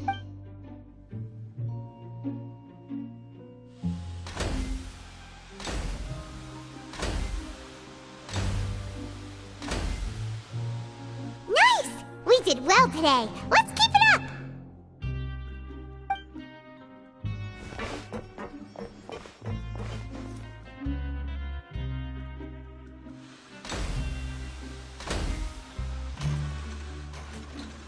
Ooh, Paimon's had it.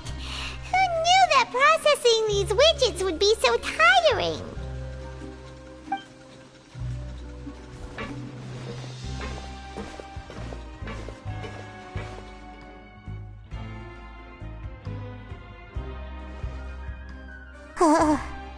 That's it. Paimon doesn't even have the energy to talk anymore.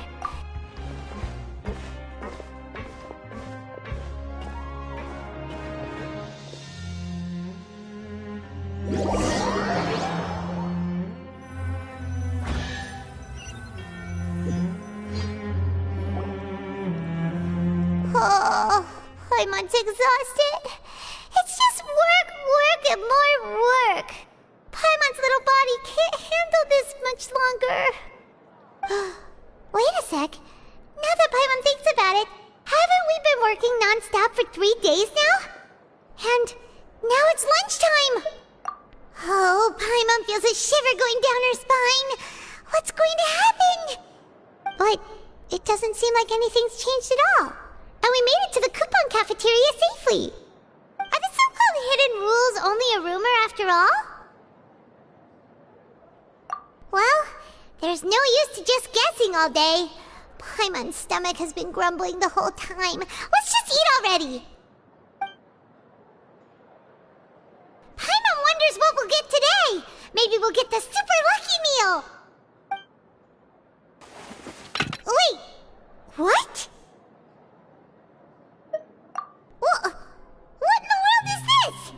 What's with Paimon's food? And yours is the same. Is this stuff meat? But it looks and feels so bizarre. What kind of chef would make food like this? What do you think is going on? Is this the bad thing that Rowan was talking about? No, stop right there. Paimon gets what you mean, just don't say it. Hey, isn't that Woolsey over there? He must have made the food, right? So let's just ask him about the food and be done with it. Hey, Woolsey, have a moment? What is it? I'm about to go report the numbers for today's free meal, so you'd better make it quick. It's about the meat in our meals. Look, does it seem normal to you? The meat? Oh, that. Looks perfectly fine to me. Totally normal. You better hurry up and chow down. How could this be fun? Hey, don't leave! You barely even looked at it! Hey! Ugh, what should we do now? Woolsey wouldn't even give us the time of day. Is he trying to hide something? Yeah, looks like we have no other choice.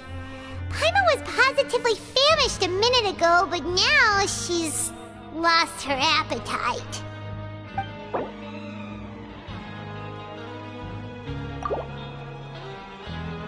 What would you like to do this afternoon? Okay, let's see if we can find any new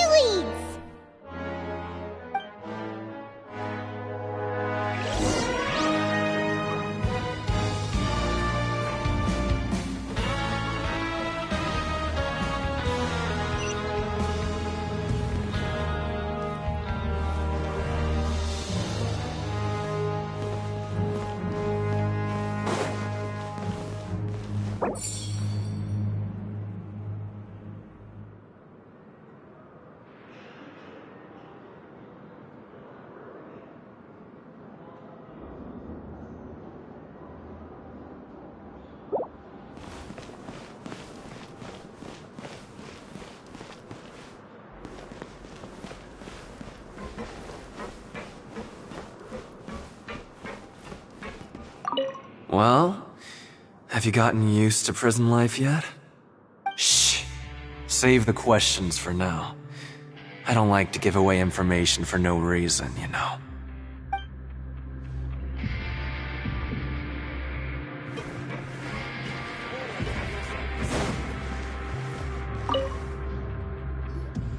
Oh, hello. You two are the ones who were with His Grace. No need to be so nervous. Sorry, I couldn't help but think of His Grace once I saw you, and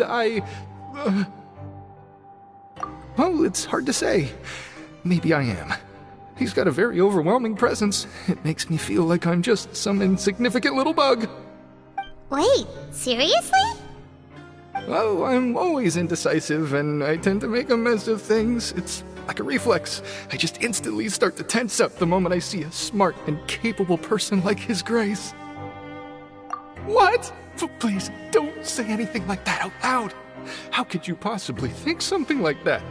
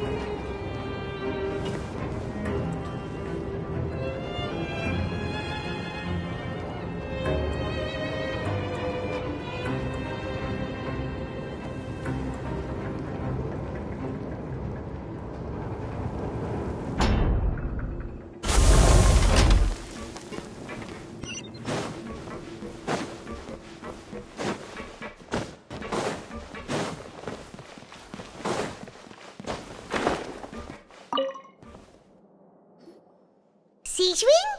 Aren't you supposed to be in the infirmary? What are you doing in the production zone? Hello, Traveler. Paimon? Everyone's usually busy around now, and we don't have any patients to look after in the infirmary. I thought I'd come here and enjoy the sight of everyone hard at work. Enjoy? What's there to enjoy here? It's really worth watching. I often stand here and observe everyone. Humans are just so interesting and adorable. I like to watch your expressions while you work. Are you talking about pets or people? Oh, I can see why you think that, but you shouldn't jump to conclusions. See, we Melazines are a different species, and we see the world very differently from humans. It's very easy for me to observe everyone's condition. All it takes is one look, and I can tell which workers are exhausted. Wait, Melazines can see that? Huh. That does sound useful for being a nurse. Yes, running around tending to everyone's health is very fulfilling. But I'd much prefer it if you're all happy and free from exhaustion in the first place. Take care of your body, and make sure you eat well. Always rest when you're tired from work, and don't push yourself too hard. We'll definitely take care of ourselves. Thanks for the reminder.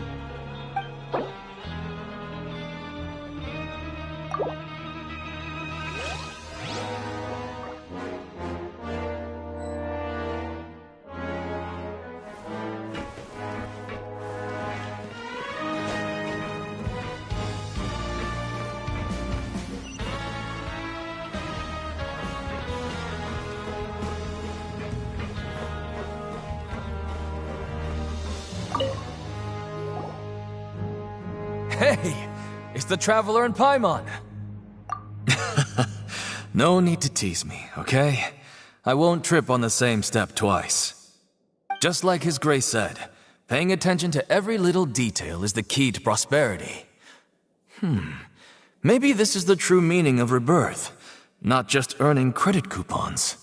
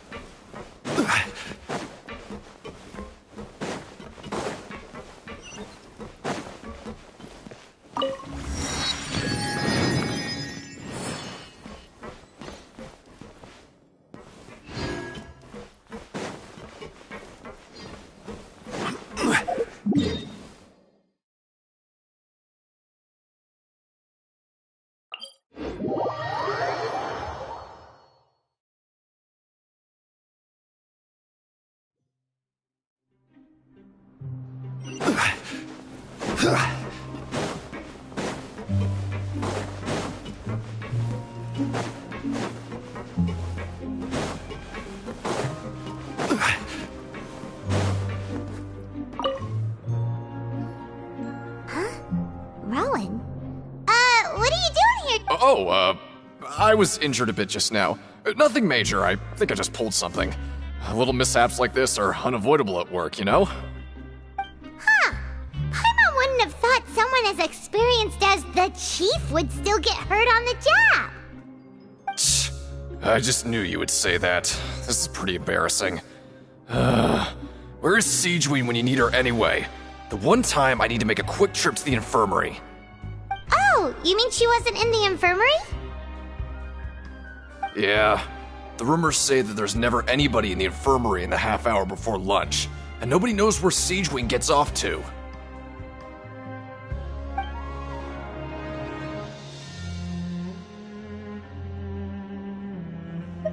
Huh. That's actually really strange. Siegewein's always super dedicated to her work. Where else would she possibly go? Forget it. I can take care of a small sprain like this on my own anyway. No need to trouble her.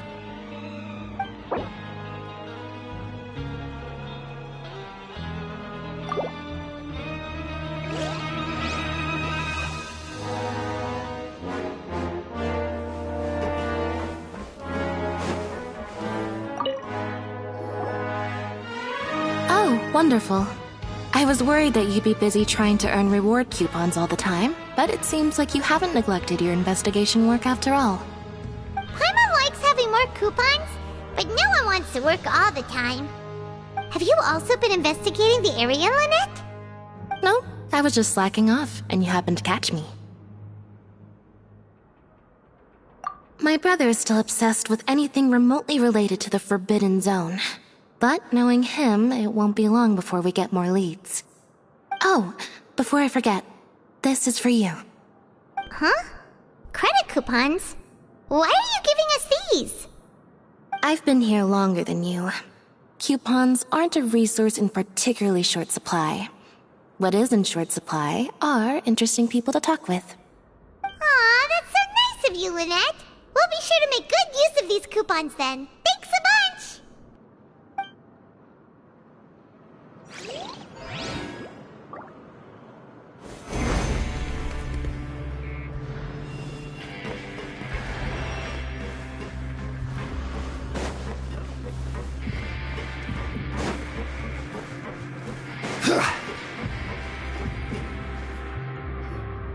Hey, look! There's something here! Looks like a research notebook. That suspicious guy peeking into the infirmary just now. Are they a fan of Siegewein? He must have dropped this. Let Paimon read it real quick! The Melusine perceive the world very differently from humans. There are significant deviations. As a result, their sense of aesthetics and beauty is also very different from that of humans. This must be taken into consideration when giving gifts. Whoa, this all sounds pretty serious. He sure did his homework.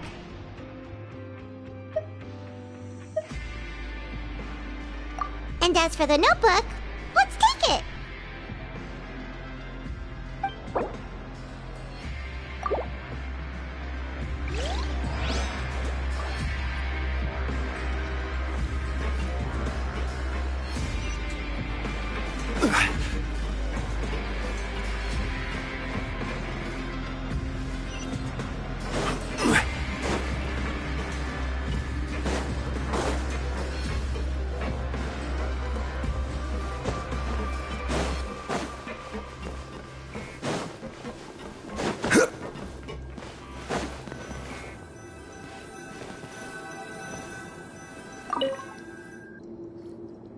Oh, you want to stop investigating and go rest?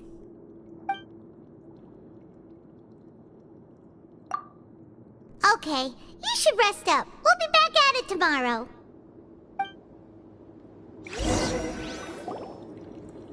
So after working a few days straight, we got some strange meat in our lunch. What was that all about? Has our investigation turned up anything useful recently? Really? Then it looks like that part of the investigation has hit a dead end. Well, we'll keep searching for more clues tomorrow. Good night, Traveler.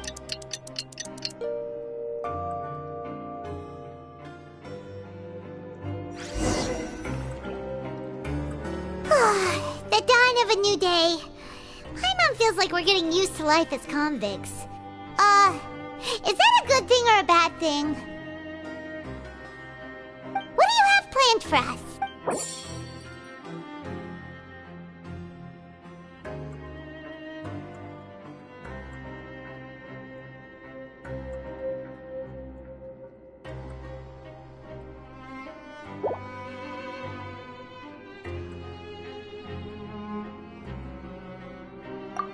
After working here but doing the same thing all the time can get old pretty quickly. Yeah, it's good to...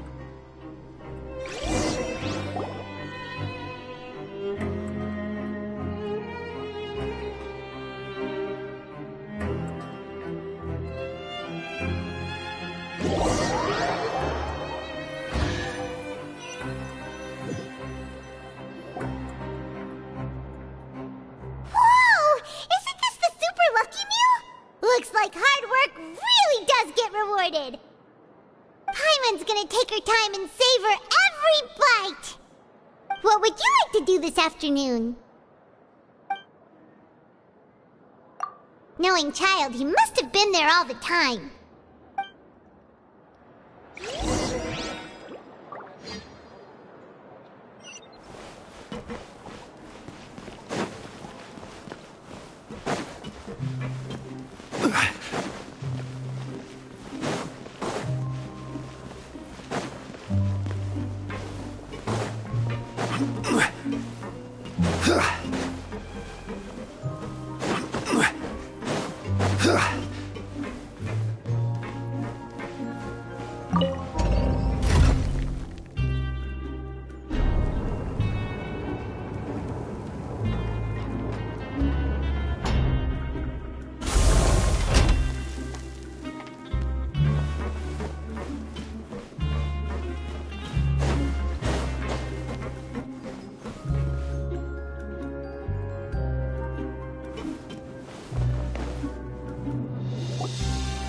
Oh, you must be the Traveler, huh? Sorry, mate, but competitors as strong as you are prohibited from participating. I don't make the rules, mind you, but I was given very specific instructions. Even convicts value their lives, don't they? I hope you can understand. But we have a game here that'll let you show off your strength, and you'll even earn some credit coupons in the process. What do you think? Interested? And if we lose the game, will it cost us credit coupons? Of course. That's the cruel reality facing every competitor in a place like the Pancration Ring. Okay, great. Let me walk you through the rules. The targets in front of you will pop up one after another. You'll need to hit the targets in the same order that they popped up. If you can complete a few rounds in a row with no mistakes, then you'll win credit coupons. But the second you mess up the order, you'll lose. Game over. The game costs 300 credit coupons to have it go. So, you up for it? Thanks for your patronage, mate. Now, let the game begin!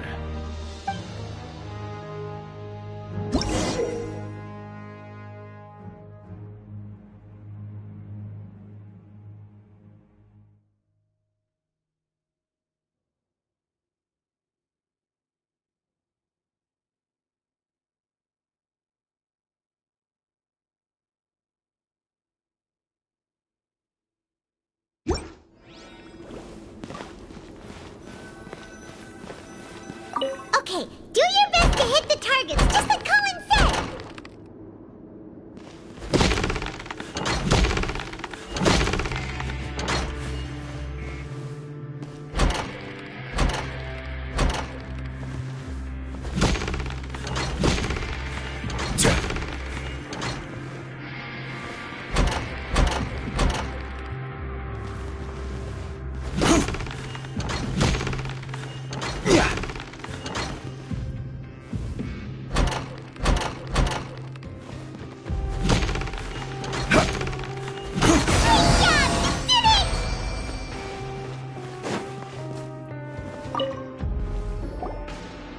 Your strength really shouldn't be underestimated. Now I get why you're prohibited from participating in any official fights. Nobody who values their life would be willing to get in the ring with you.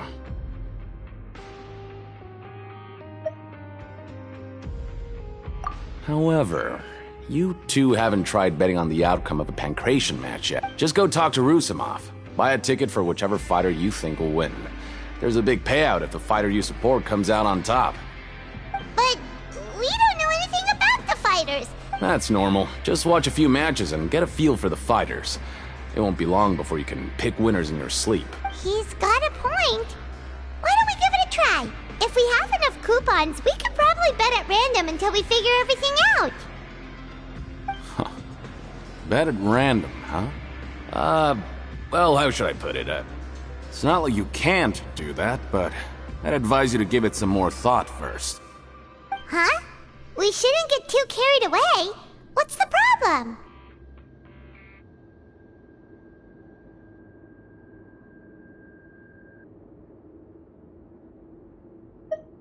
What? I never even picked a boxer before, and you already know about the rules?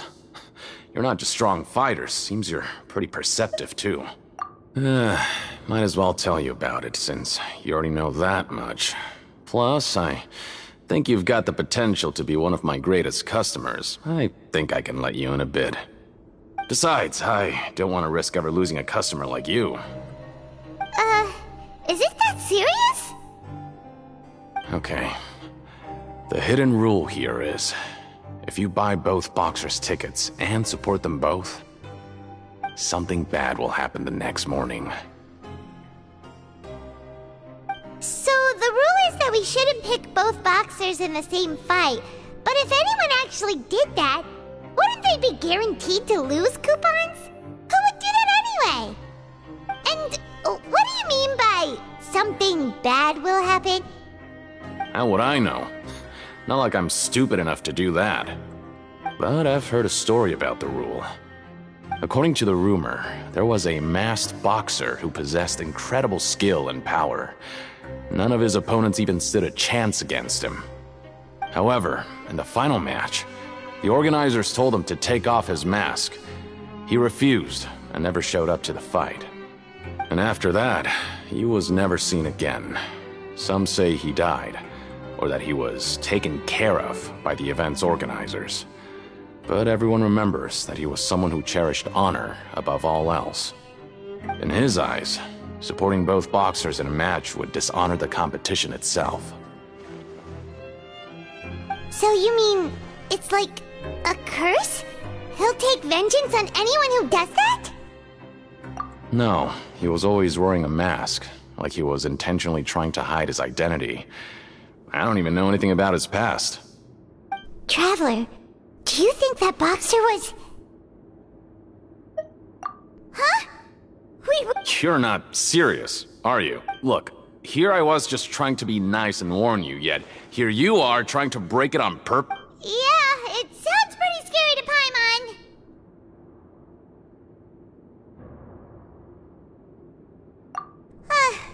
Seems you've made up your mind. Just be sure to... Betting on both fighters will set you back about 3,000 credit coupons. If you have enough, then go ahead and give it a try. Just don't come running back to me if something happens.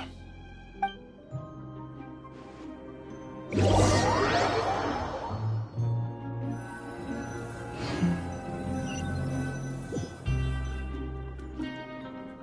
we had a productive day. Hope we can make even more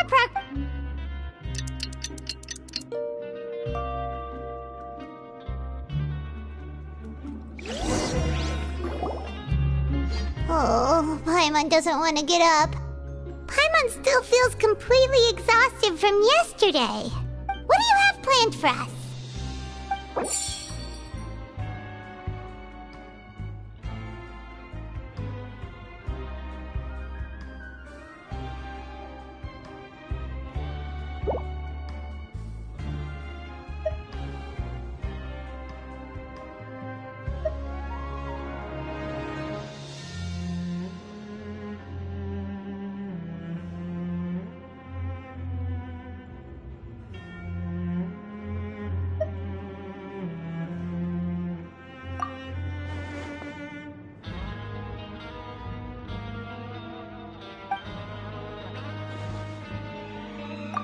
After working here so long, we're really starting... But doing the same thing all the time can get old pretty quickly. Yeah, it's good.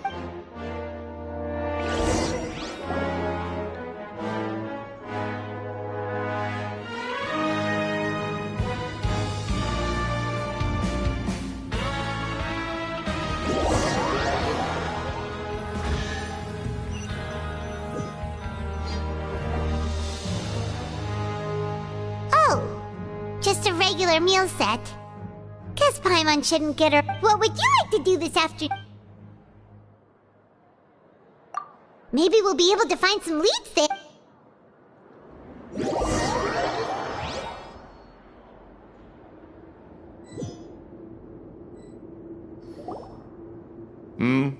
Are you two here to buy tickets? Better be quick. Who are the boxers in the next round? We have the reigning champ, Le Grappler, versus a contender from the Eastern Prison Block, Demon Horde. Are those their nicknames, or did they choose those names themselves? Either way, super weird.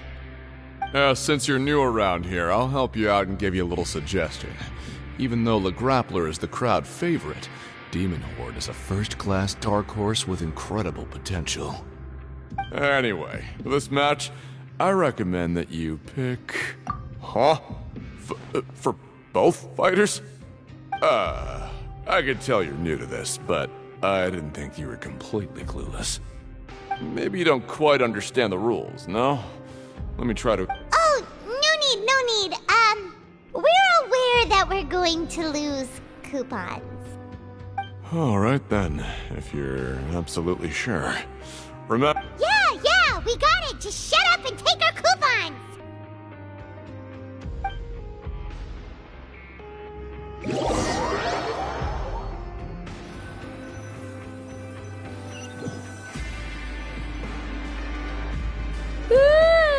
We woke up so early today that Paimon's been nodding off all afternoon.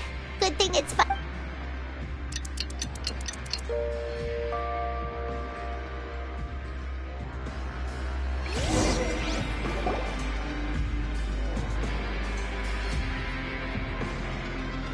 Hey, Traveler. Paimon. Package here for you. The next time you buy something, go pick it up yourself.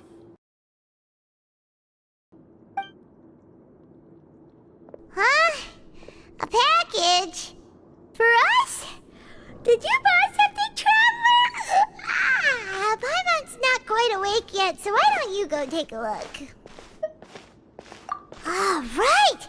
Yesterday we broke the hidden rule and bought tickets for both boxers. Oh, maybe this package is the bad thing that Colin said would happen. Paimon suddenly feels wide awake. Wait, maybe let Paimon go hide somewhere first. Just call Paimon after you opened it. Hey, wait! Paimon's still here! Don't open it! Ah!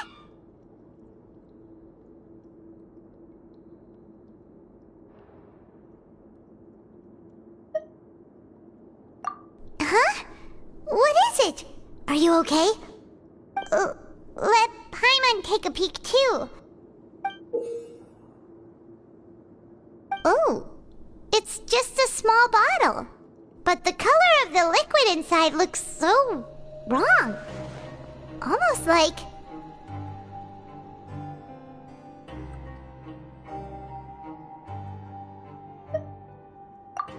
Alright, that's enough of that. No need to say it out loud. Paimon already knows what you're trying to say. Ugh! No way! Get that stuff away from Paimon!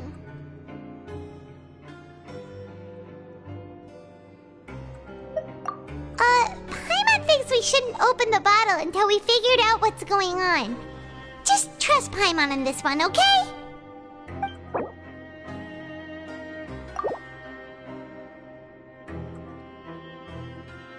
What do you have planned for us?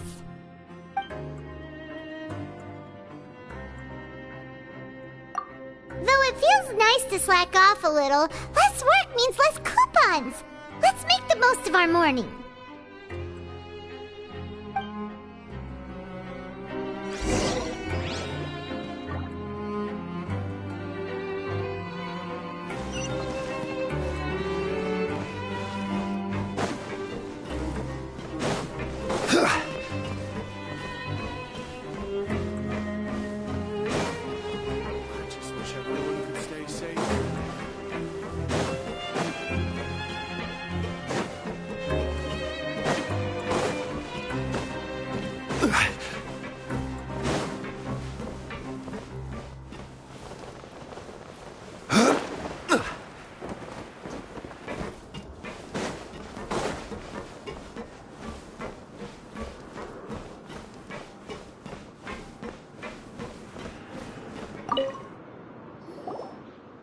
If there's no way to send it all out, then maybe I'll never get a chance to leave.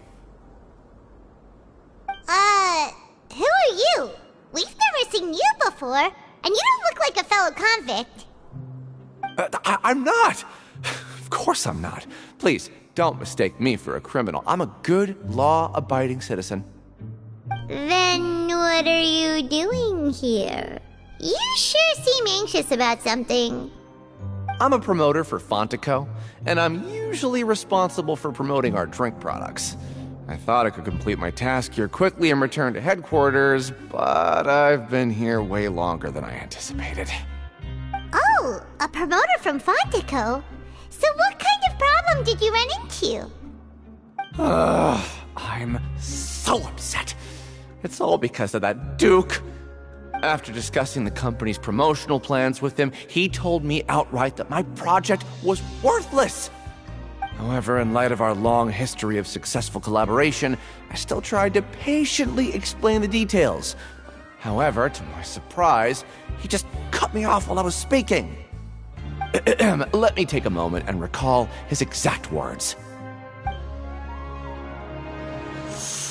I'm just gonna stop you there and say no. If anything, I'm saving you time. It seems you don't fully understand the value of credit coupons here, nor do you understand the value of your own products. The former is because you are from the overworld. That's understandable, and I don't blame you for that. But as for the latter, only someone monumentally stupid, so breathtakingly stupid that they were completely ignorant of the value of credit coupons, despite living in the underworld, would ever possibly consider buying your drink. Let's just forget it. Anyway, that's how he rejected my proposal and asked me to come up with another solution with the condition that it doesn't cause any trouble for him. Can you believe that guy? Well, he is the head honcho here. Not much you can do about that. We met him too and could tell that he's the kind of guy that's hard to pin down. Fine. I know I should just let it go. I'm on his turf after all. His house, his rules.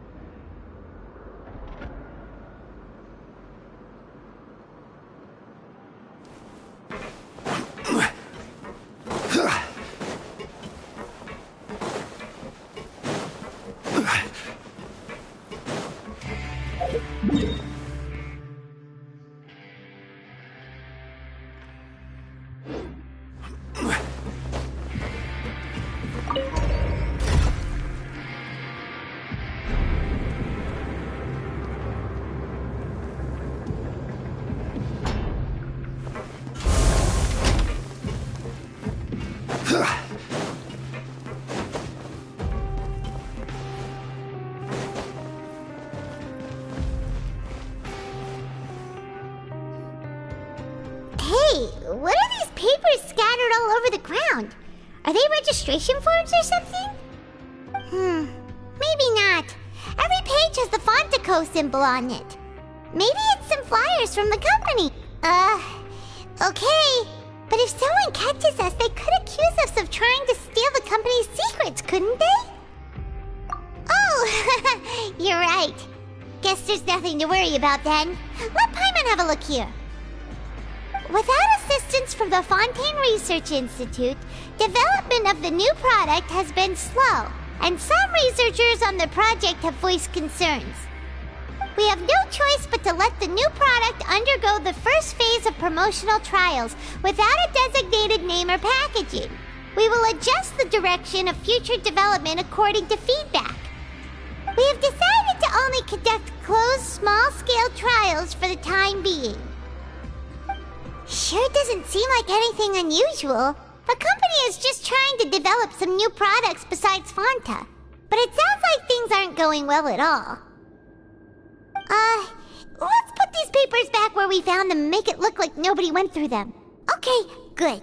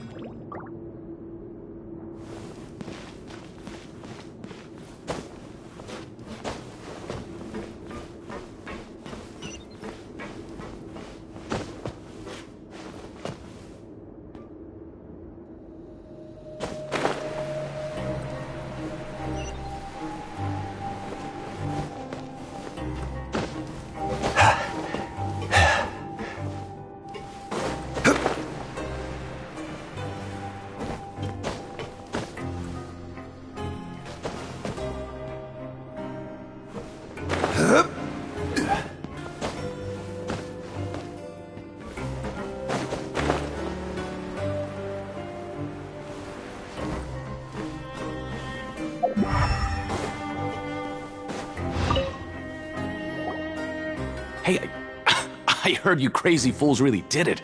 You bought tickets to support both fighters, didn't ya? Well, did anything happen?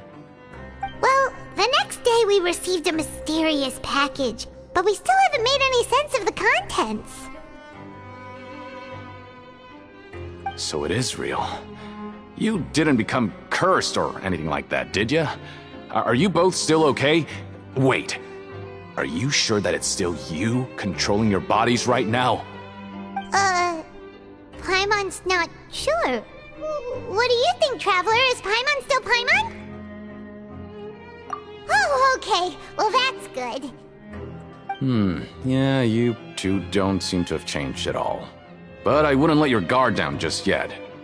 Still, I didn't expect you would actually do it. You'd actually throw away coupons like that just to satisfy your curiosity? Even if we bought tickets like everybody else, it's not like we could hope to earn any coupons. When it comes to things like this, it's always the organizer who makes the real profits. Hey, just what are you trying to imply? The Pancration Ring is an honest business, and we really don't make much from selling tickets. We make so little that even the current tournaments can only be held thanks to funding from the producer of Fanta.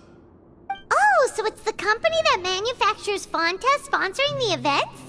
Paimon thought all of this was thanks to the Duke's support. Let's just say it's a mutually beneficial arrangement. They reached out to us first, hoping to promote Fanta products in the Fortress of Meropide.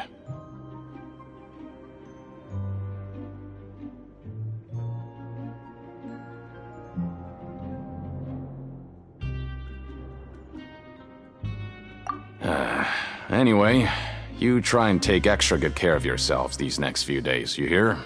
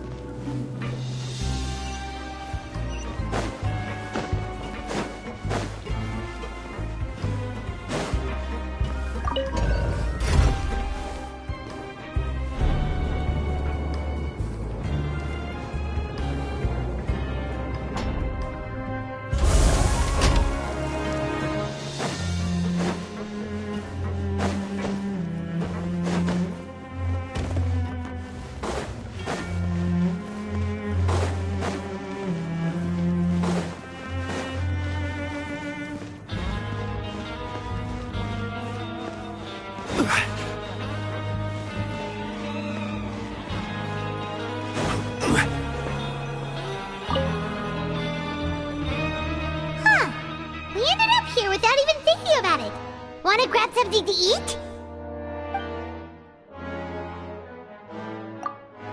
Alright, but remember that we bought this time with coupons, so let's make better use of it next time.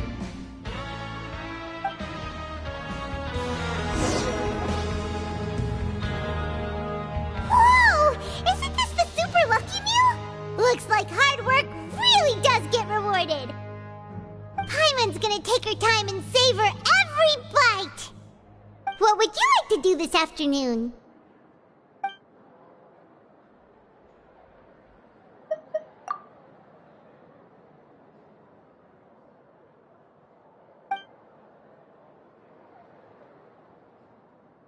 After working here so long, we're really... But doing the same thing all the time can get old pretty quick. Yeah, it's good to kick back and relax once in a while.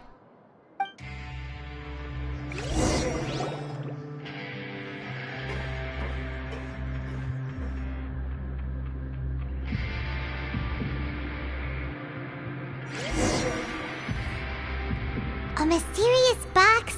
A bottle of crimson liquid? Paimon still doesn't know what to make of it. Do you have any ideas, Traveler?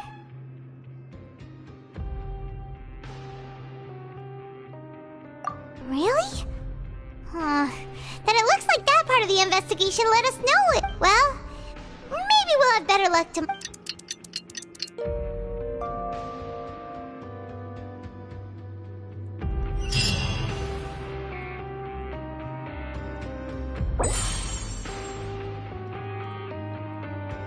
Okay, so we've investigated 2 of the hidden rules. Paimon didn't think this prison would have so many weird things going on. We'd better pick up the pace with our investigation, otherwise we'll never get anywhere. Yeah, let's skip work for now and put our time to good use.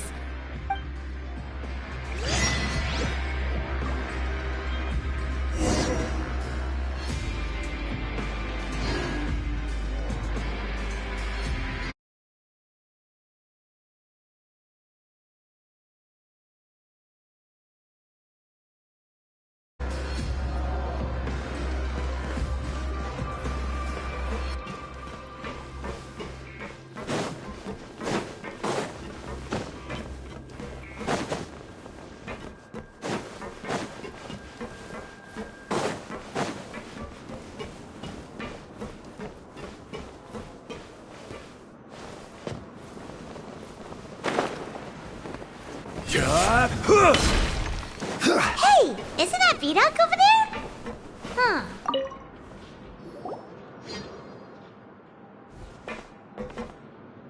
Ah, seeing you at this time must mean you've already saved up a lot of credit coupons. Or at least enough to skip work. Seems you're getting into the swing of things around here. Impressive. Very impressive. So, now can you tell us about the hidden rules you know? If that's what you want to know, I guess you couldn't have come at a better time. Huh? What do you mean it's a good time? Leonid and those other pesky broke urchins have all gone to work in the production zone. I wouldn't want them listening in without paying up. We get it! Just tell us already! So, you know those pipes that make strange sounds? Don't ever, ever go near them at night. Even if you manage to avoid the guards, you might find something even more terrible there. Something even more terrible? Like what? A group of cannibals. Cannibals? In the Fortress of Meripede? Every month, they meet a few times in the dead of night. Rumor has it they might be connected to the people that have disappeared here. But what's even scarier is that they have a special proclivity. Since they have no way to dispose of the leftover remains, they have ways to transform them into other forms and keep them in the fortress forever.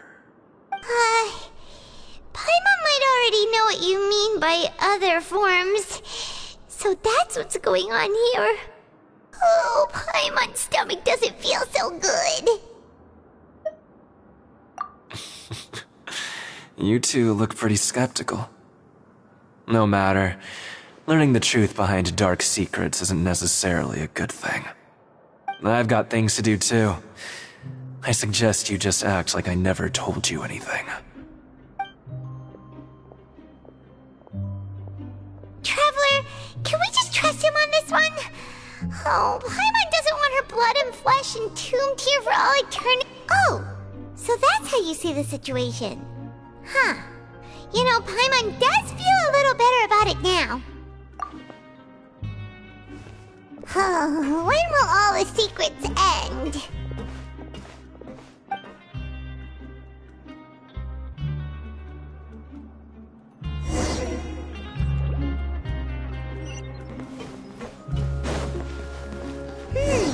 Vidok isn't here. But the guys who went to work in the morning are back. Let's go ask them!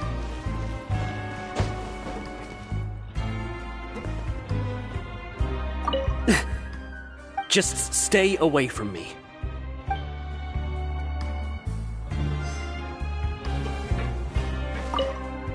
What? What are you saying? You shouldn't go around saying stuff like that.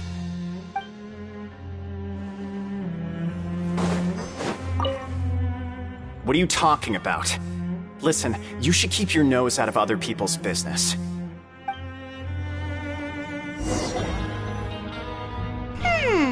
Their attitude sure is suspicious. Like they're trying to avoid us.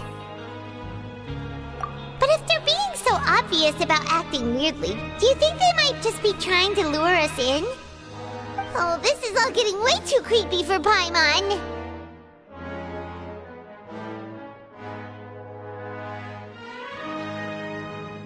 So you mean we still need to investigate some more?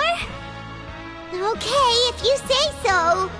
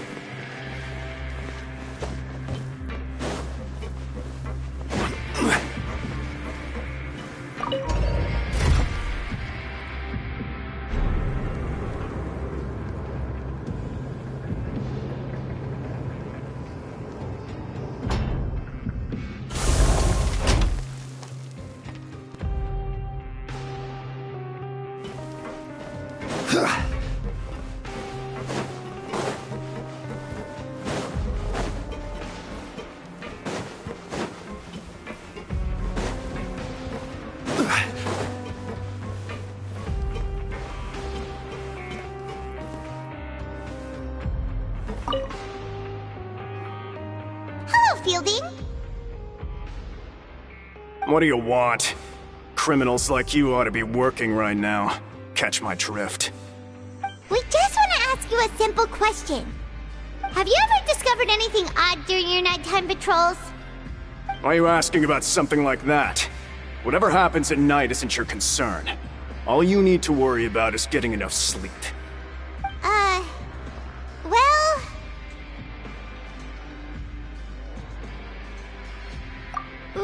Right! We've heard it happens a few times every month. Paimon has sensitive ears, so it makes it hard to sleep. Really? I see. But it's not like I'm on duty every night. And now that you mention it, I recall my colleagues talking about something like that before. They say that strange things tend to happen at night on pipe cleaning days. Lots of us don't willingly take those shifts. So, what happens at night on pipe cleaning days? They just conduct regular cleaning of the fortress's drainage facilities. There are 3 pipe cleaning days per month, and it just so happens that today is one of the scheduled days. You can try to confirm the sounds tonight if you want, and if they're real, then I can report the issue to my superiors for you. Oh, okay. Then we'll keep both ears out tonight. If that's all, then I'll be leaving now. I advise you not to try anything funny, though. Even if I'm not on duty tonight, someone will still be watching you. Don't worry, we don't want any time added to our sentences. Oh, he left. So what do you think about the pipe cleaning days he mentioned? Right, both are a possibility. But Fielding did say that tonight is a cleaning night. Paimon knew you would say that. Alright, sounds like we'll be up all night tonight then. Paimon just hopes the guards don't catch us.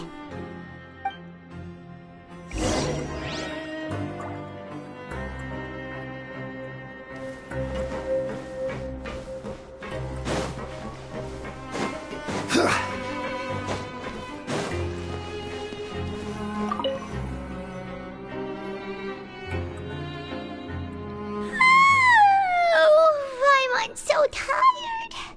But we can't sleep yet. They'll be cleaning the pipes tonight, so it's the perfect chance for us to investigate. Whatever. Just be sure to wake Paimon if she dozes off. Paimon's worried something might happen if you go alone. Huh? Traveler? Did you fall asleep already?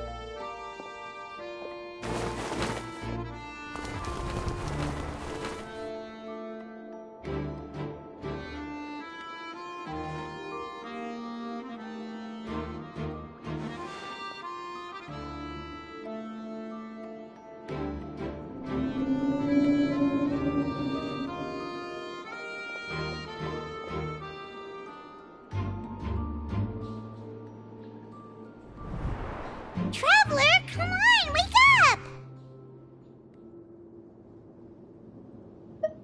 Oh, it looks like you were just peacefully sleeping to Paimon.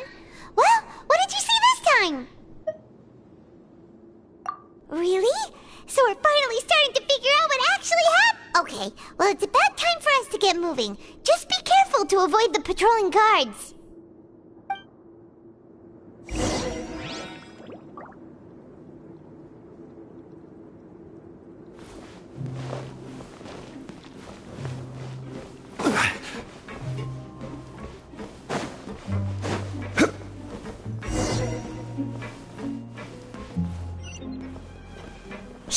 Careful! We'll get in trouble if the guards catch us!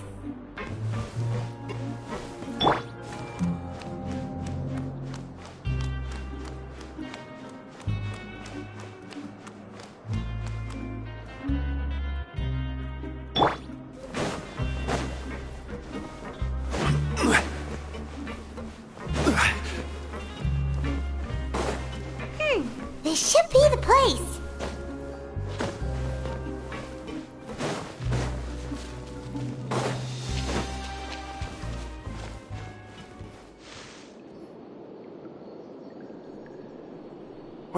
I know you. You were the ones we saw. Huh. You've got guts showing up here. You know who we are, right? You'd better leave now. Ain't nobody coming here to save you. What'd you say? Yeah, so what if they were? If you push us, we can make those rumors a reality at any time. Hey, what's the point of all those rumors anyway? What exactly are you trying to do? I don't have to tell you anything. If you turn around, go back to the dormitories and act like you never saw anything, then I'll pretend that you never showed up here. Yeah, scram. Nothing worth seeing here. Huh? What did you say? Isn't that exactly what Boss said when he left? Hey, do you know our boss? Whoa. We had no idea our boss was such a big deal. He always kept his identity a secret. So, did he have you come here to find us? Oh, so your child's crew here? Seems like he had no problem fitting in. We're the only ones who heard him say those words when he left that night. So, unless he somehow told you those exact same words after that... All right. I guess that's proof enough for me. I believe you. Wow, those dreams of yours sure come in handy. We gave him the business for a while and would always give him a hard time when he first came to the fortress of Meripede. But here in the fortress, the strong will always earn respect. He was working the longest hours and racking up wins in the Pancration Ring. You could always see how amazing he was, even when he was teaching us a lesson. So eventually, we all decided to follow him. But one day, he suddenly told us that he had to find a way to escape this place, no matter the cost. He said it was because he heard that call again. And as his crew, if the boss wants something, then it's our job to get it done. So, we got to work, and used the hidden rules that were here to make up and spread the rumor about the cannibal rule. We just wanted to give him a better chance of escaping on a night after the pipes had been cleaned. Oh, thanks to your rumor, nobody would want to come anywhere near here, prisoner or guard. Wow, it sure is easy to exploit people's fear of the unknown. But has a child already escaped? Why are you all still coming here after pipe cleaning day? Because as far as we know, the pipe he went into isn't actually an exit. It should be a dead end. It leads to an abandoned factory area, and even if there were a way to escape from there into the sea, we're still way too deep. No one could ever reach the surface alive. But Boss still insisted on going in. It's like he was obsessed about it. So we told him that we'd pretend as if he never existed while he was gone. And that if he wanted to come back, he should wait for nighttime on a pipe cleaning day. That way, we could meet him here and help cover the whole thing up. So you come and wait here through the night a few times a month just because of that promise? Yeah, but it's been so long now. We already know in our hearts that he must have managed to escape somehow. Is it also possible that something unfortunate happened to him? Nothing could ever defeat Boss or slow him down. It's one thing we know for sure. Okay. Paimon was just brainstorming possibilities. Alright. Keep quiet and follow us.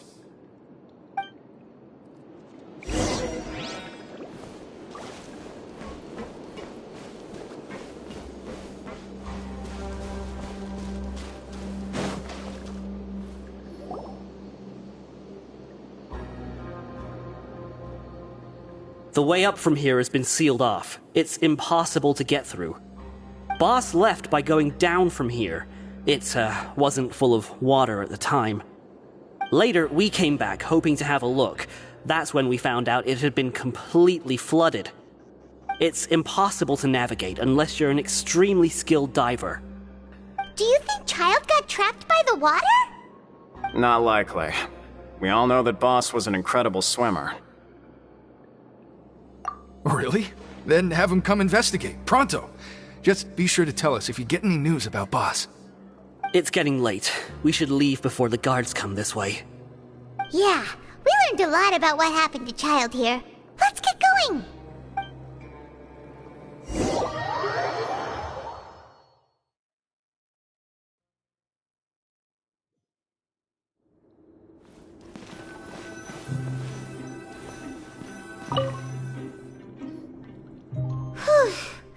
We finally learned some key information. Seems all of our investigative work has finally started to pay off. When you said you knew a diver, you were talking about Fremine, right? If we ask Linny, he'll definitely have Fremine help us. Ugh. Why is Child like this? What was he doing going into the pipes? Not making our jobs easier, that's for sure. Fortunately, though, it seems like it's only a matter of time now before we find out what really happened. Now that we can finally relax, I'm starting to feel super sleepy. Let's try to get some rest while we still can. Nighty-night, traveler!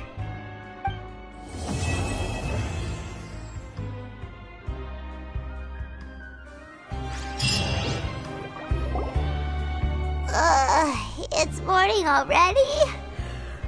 Oh, Paimon still needs more sleep. Huh? Wait, look over there!